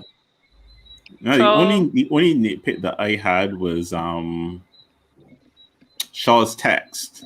Like sometimes it got a little hard to read with the particular font that was chosen for him. Yeah, it was a little tricky to read sometimes. But overall, like I liked the God of Sex. His text was nice, but like it give you a very like horror visceral sort of feeling. Like I'm just gonna rip you to shreds. But every single like word I utter. But Shaw's text was a bit like because it's a cursive, right? Yeah, it's a cursive font, but it's that, a very strange cursive font. It's black. Exactly, and that's something that they have been avoiding in when it comes to like legibility in comics. Cursive and serif and sans serif. Well, let me just say cursive. Yeah, because if it's that shit, because people are like, what the fuck you just saying, Julian? Just all young people with your art degrees being fancy. Yeah, all right. Just don't flaunt. All right, I just said it. You don't have to repeat it. Jesus Christ, I'd be in bad man. Anyway, as usual. Anyway, but I just saying like there were just like certain things that you don't do, and that was something that again, Revenants probably learned on the job while doing it, because that was kind of like on a bot on his play because certain things don't be that legible when it's in the comics. And given that point, it may look great as I in terms see. of what it might set the mood for it, but Right. at the end of the day, Yeah. it's just it'd be hard to read, and that's something you need. And basically, a comic is something that you need to read. And I appreciate him doing it from a simple standpoint of you don't hear much from Shaw, but from seeing that text, you get a feel of Shaw is this very like put together, pristine sort of gentleman with a bit of a head and like this net here that can like chop you up. But you know, he man got his shit together. He man got his shit together. Yeah. But at times it's kind of like, sir, what did you say? Yeah. Basically. Yeah. Agreed. But that's being nitpicky. Yeah. That's fair. No, and that's a fair point, Ian. So sorry to cut everybody off, but we are definitely running low on time. So scores real quick. For me personally, I would give it a 7 for technique. It wasn't the most amazing, but it was definitely solid overall. And I think he played to his strengths and he didn't try anything too fancy because he knew where his weaknesses were. So I think he made good decisions there. Yeah, I would agree with the 7. Because as we said, you know, like he makes good decisions in terms of like keeping the paneling simple, keep it cute. I like the differences and like the text bubbles because you know there are quite a few characters, so it does kind of help that some of them have like distinguishing text bubbles and stuff. Definitely detracting points for like the wall of text sometimes, and then also like the legibility issues. But I think overall, technically, it's pretty sound. Agreed. Ian, your score? Yeah, I give it a 7 as well too. Ooh, I agree with that. 7s across the board. Wow. I will go with you guys and give it a 7. Ooh. Okay, well that makes my math easy.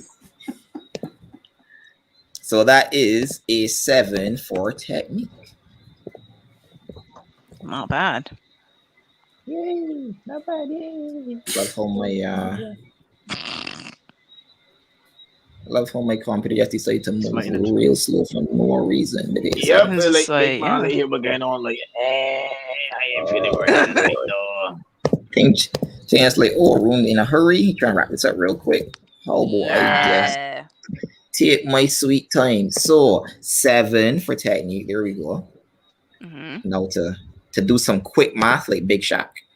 Gee. 2 plus 2 is 4.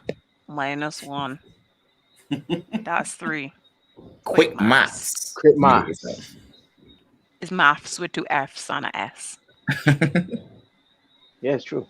That's how they pronounce it in England. Especially Cockneys. All right. Yeah.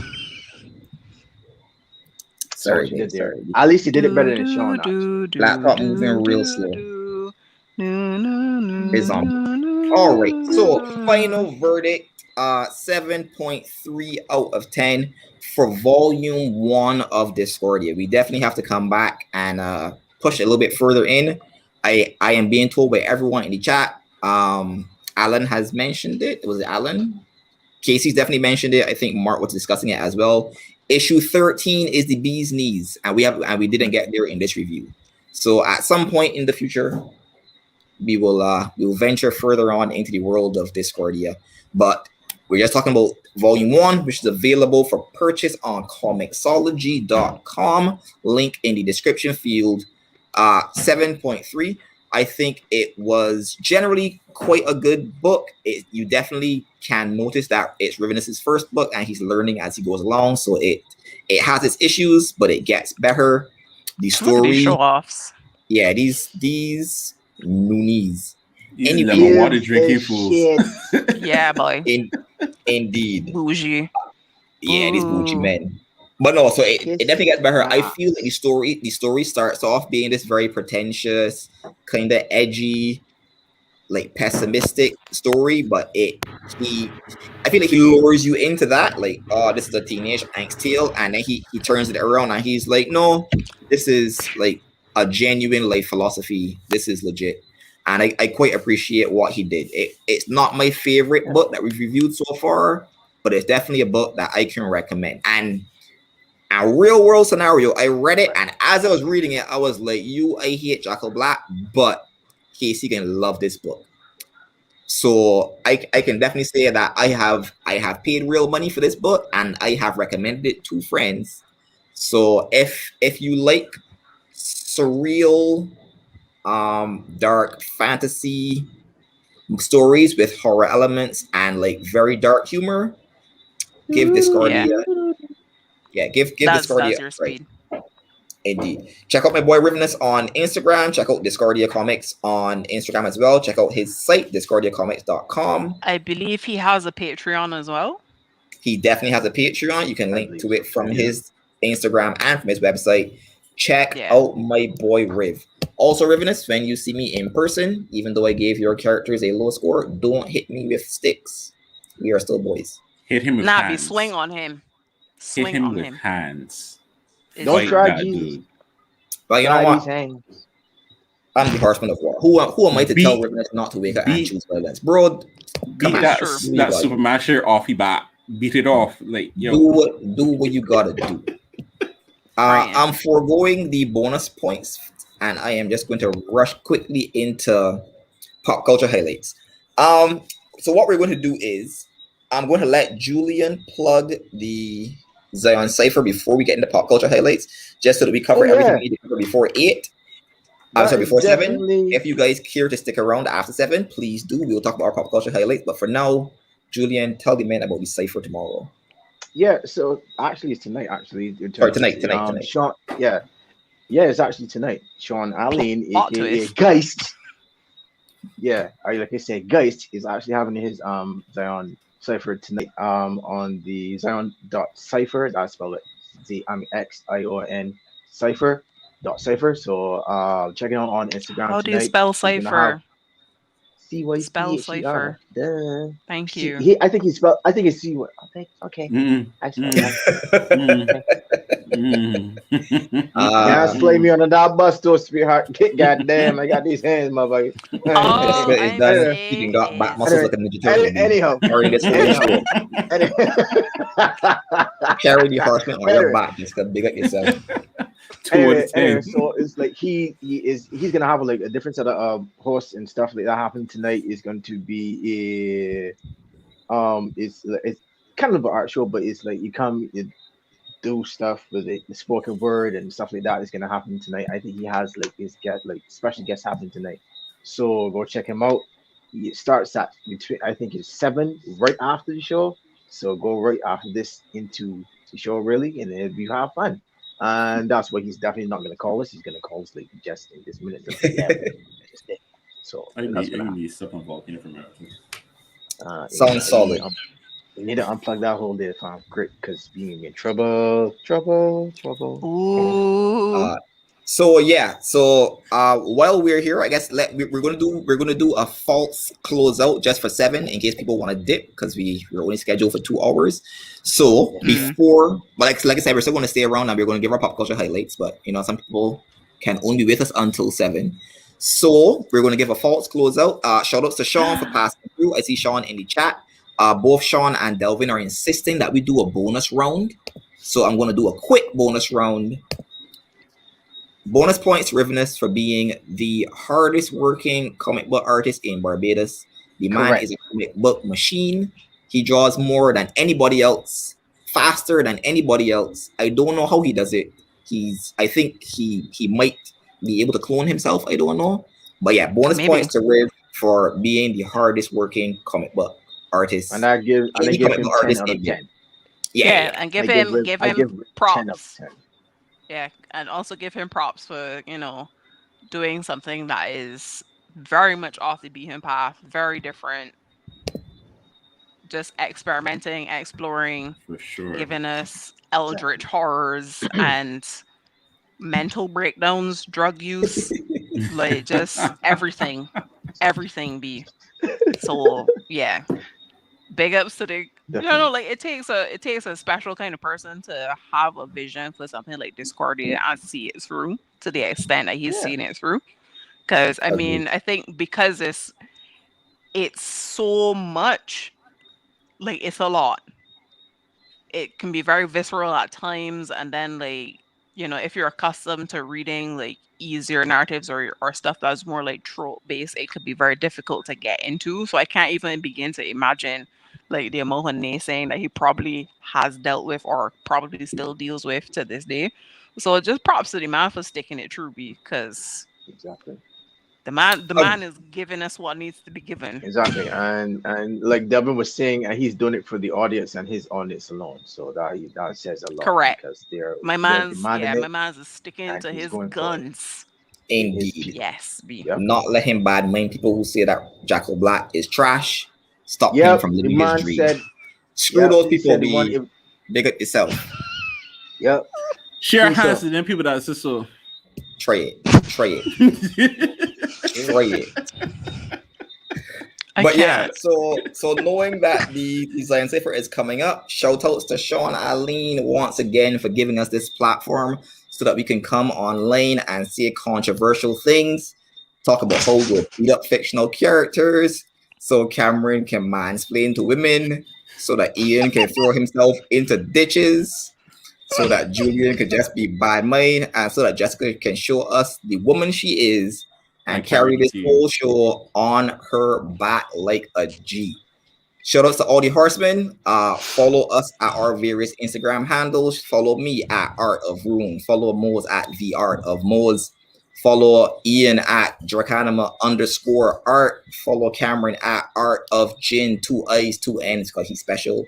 And follow Jessica at Blonde Bomb Shellings, even though she's not blonde today, she will be blonde in the future. I will be.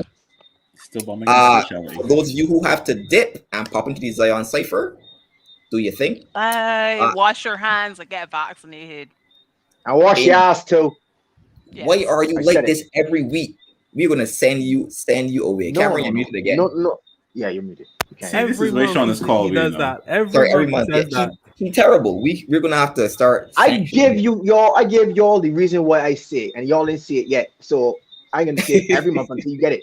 Wash your ass, people. Wash your ass. It's very important.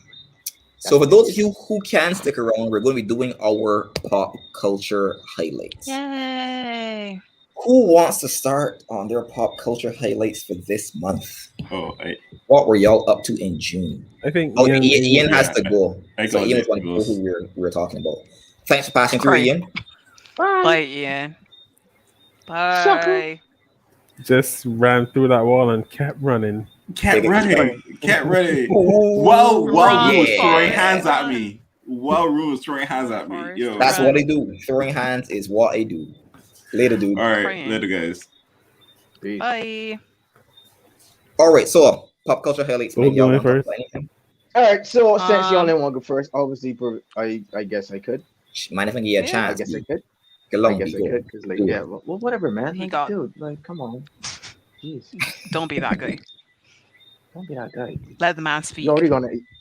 Yeah, you gonna ask for my shirt. You already. I'm just being a hero like Batman, guys. Come on. You're yeah. Crying. Well, anyhow, I've been catching up on Low Key. Is already in 3 episodes so far.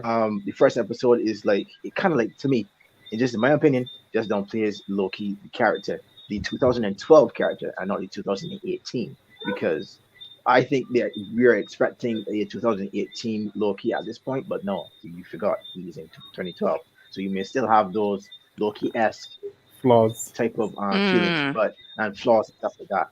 However, it kind of downplays where certain things that he does that I'm known for him to do, and it makes him feel like, oh well, he's flawed because of he does this just to get the attention of that. I'm like, okay, all right, I get to see where we're going with this. But anyhow, it picks up in third episode where I was that there's a plot twist, and I won't definitely see it for spoilers, but yeah, it does. It realizes that the TVA is actually but anyhow, it's like I was saying before, that it even makes it even like, plot twist differently, and you'd be like, oh wow, really? That happens? And then at the end of it all, it just happens. Whoa. I've never seen anybody be redacted in real time. Indeed, Yep. You get a whole show when you get with me, right? But yeah, that's one part. And then for my fun throwback, since it's Saturday and I love to like listen to a lot of stuff that is or do things that are 80s esque. Like I've been a whole child of the 80s because technically I just love it. I've been reviewing Mobile Suit Gundam 0079. That shit is that shit is so damn old, right? And like I'm like, wow. I need to understand where the Gundam where it came to be. So I had to start from the Mm. beginning. So when it started there, I was like, I can see why this is going this way. And some of the characters are to this day kind of flawed. Like certain things can't hold up, let's say in 2020, 2021. But I can understand where we are going where there at the point in time where I was that they pick it up and deal with certain issues before. But again, that was like back in the like early 80s, and you know how that 80 cheese goes sometimes. So it was fun to throw back the goal. But again, I'm gonna like still look at it because hey, I just love doing it. And if anyone wants to actually go and review anything from the beginning, go have fun just to see where it starts from, because Gundam is pretty much like a given from the point where as Toonami was before, and Gundam Wing for me was like the shit because I've never seen like these big ass machines do all this incredible shit, and you just have this hero that who is just a stone cold killer. Just That's saying, what we like like to this see. motherfucker's the script. Yeah, I was like, see, like but everybody can't be like Jackal. Just saying, that's Ah, basic. So that was just Ba-ba. about my throwing shade at the same time. But yeah, go check out Loki as much as you can. Any is streaming on Disney Plus, but for those who are pirates, we technically stream on somewhere else. And if you want to go see any pictures of Gundam, go check it out on any other streaming sites that beyond Disney Plus and is Not piracy. you talking So yeah, about piracy on the most internet, boy. You're a let brave man. let me just reiterate that the Xion Network does not support the statements made by Mohz with regards to piracy.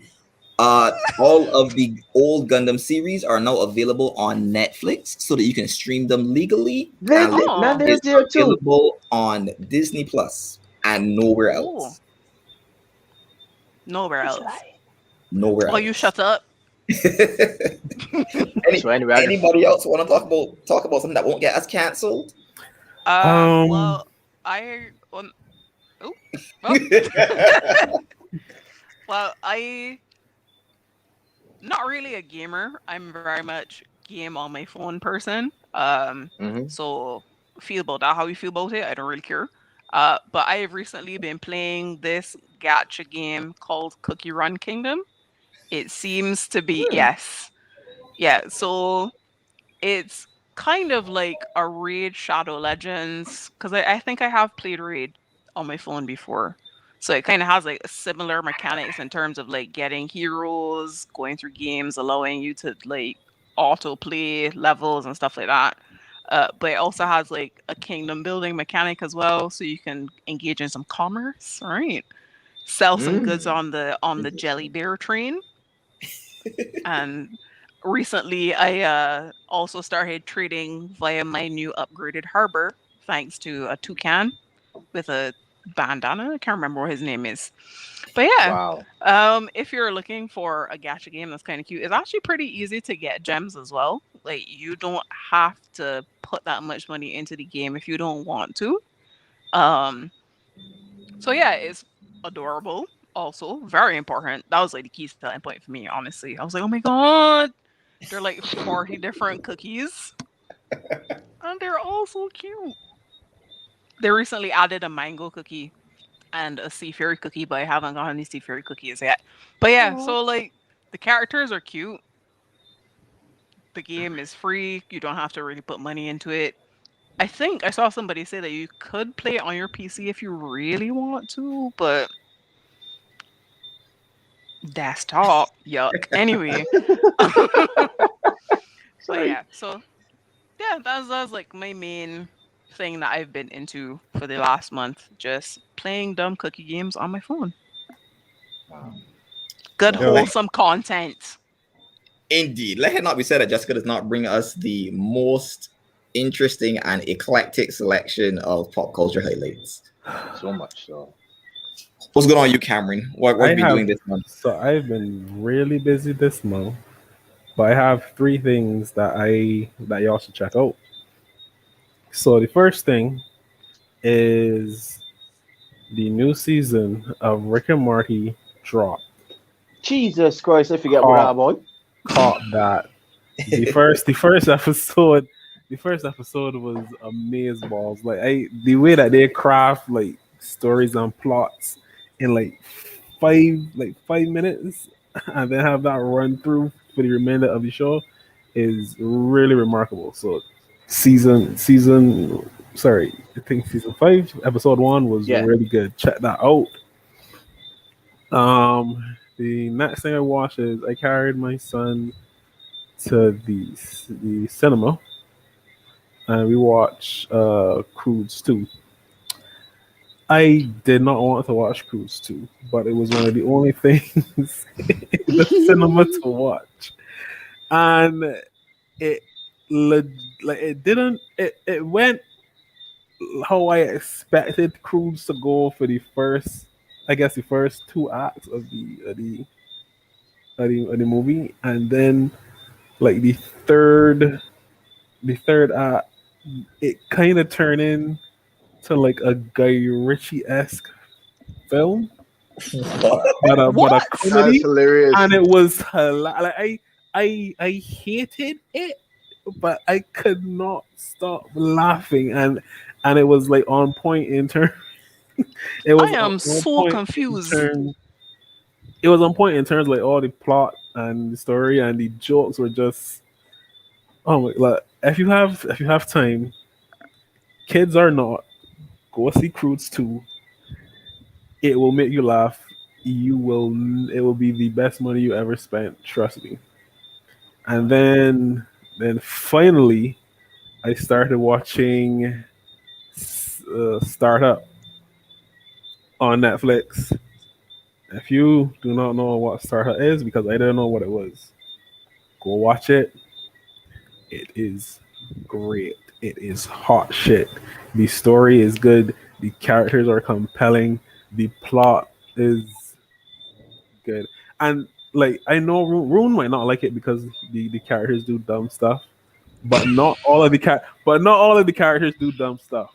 And there is the Haitian guy, Roland.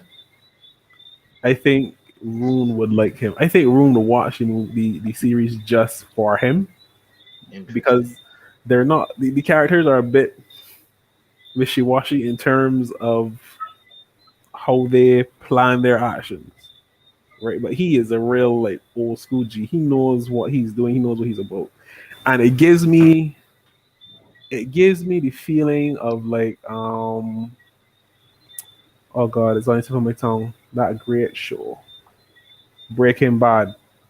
Mm. It gives me the same feel as Breaking Bad, but I don't want I want to say it better, but I'm only in the 8th episode of 3 seasons, and Breaking Bad was a lot. But Yeah, a lot. it feels like it could be better than Breaking Bad so far. And I really into it. Like there are moments that are in this story where I just like sit up. Like I had a moment where I was watching it with Renee, my wife.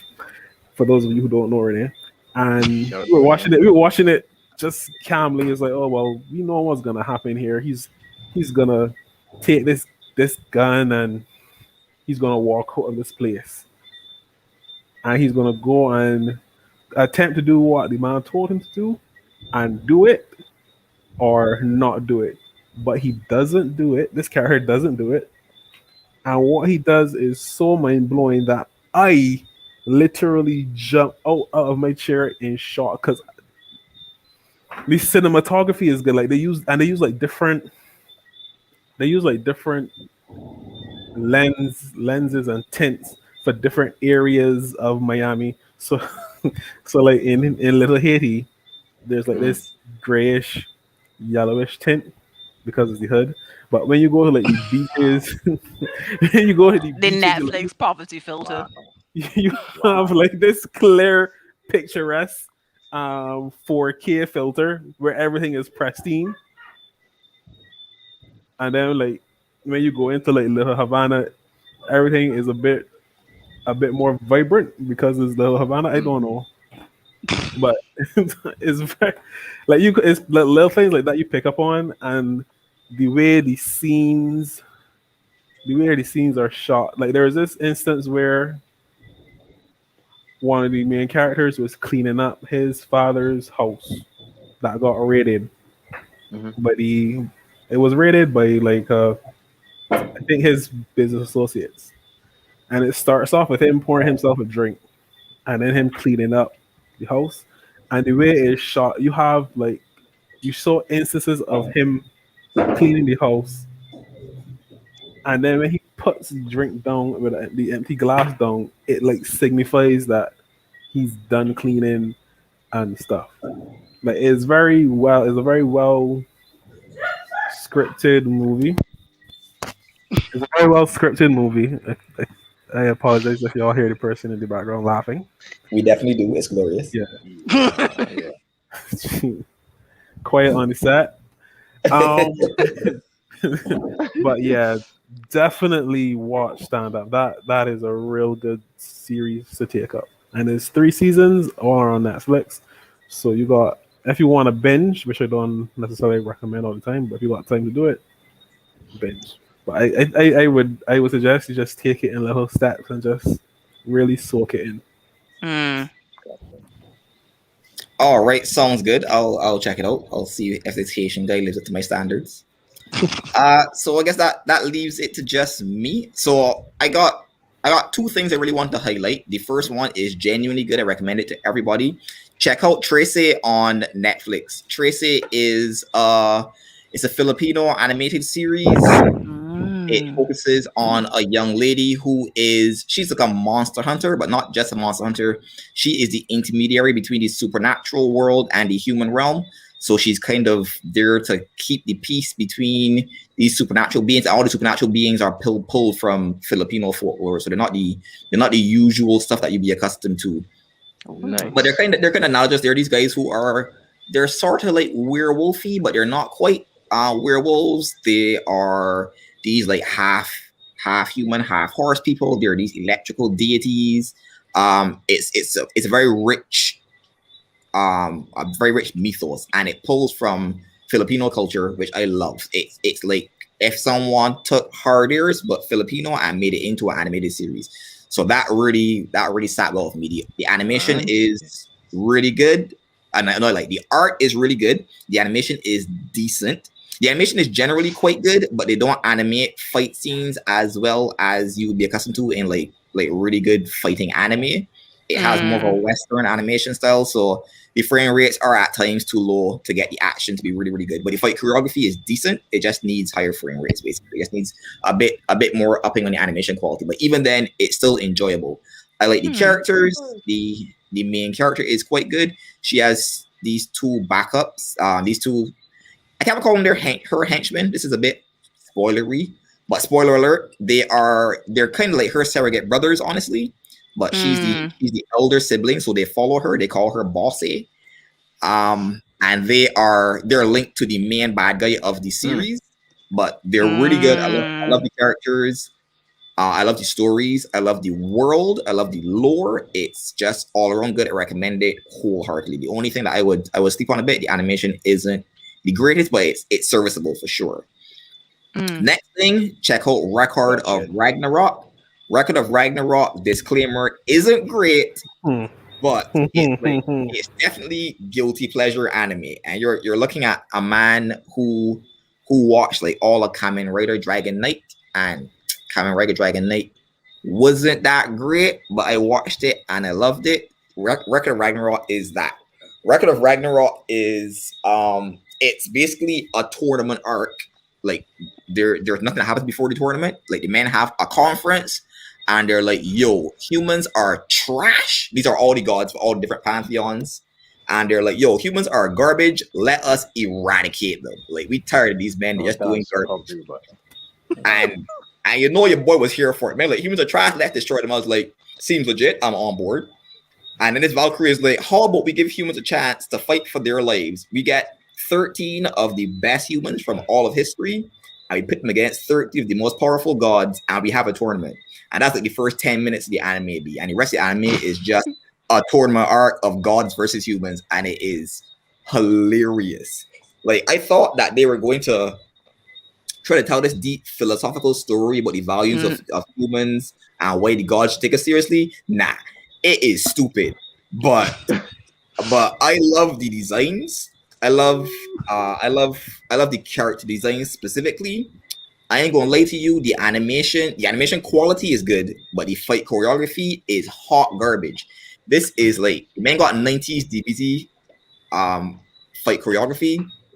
So it's like an exchange. So imagine like 4 or 5 frames of one man attacking and another man dodging, and they just loop that for 3 minutes, and then they have exposition in the background talking about these man's techniques and why he's doing something that's sick, and why this other guy dodging is amazing. And man have this narrative. They got the commentator talking smack, and then they like flashback and give you the gods' history and the humans' history. And this thing is not historically accurate or even like mythos accurate. The men will butcher Greek mythology so far. The men completely rewrite Japanese history. The men completely made Adam from the Bible a totally different character. The thing is wild, but it is definitely, I don't know, man. Something about it speaks to me. I love Thor's design. I loved Poseidon's design. I love their depiction of Lubu from the Three Kingdoms era of Chinese history. Adam was meh. I'm kind of meh on the Japanese swordsman that they chose to be number 1 on the sun, considering that this man's claim to fame is getting washed off by Miyamoto Musashi with a boat oar. So I don't rate him personally. But check it out. It's not going to be like highbrow stuff. It seriously turn off your brain and watch. But check out Record of Ragnarok. So those are my 2 pop culture hits. But because Jessica is pitching the main gacha games, if you like gacha games and you like Mega Man, check out Rockman X Dive. It's a Mega Man gacha game.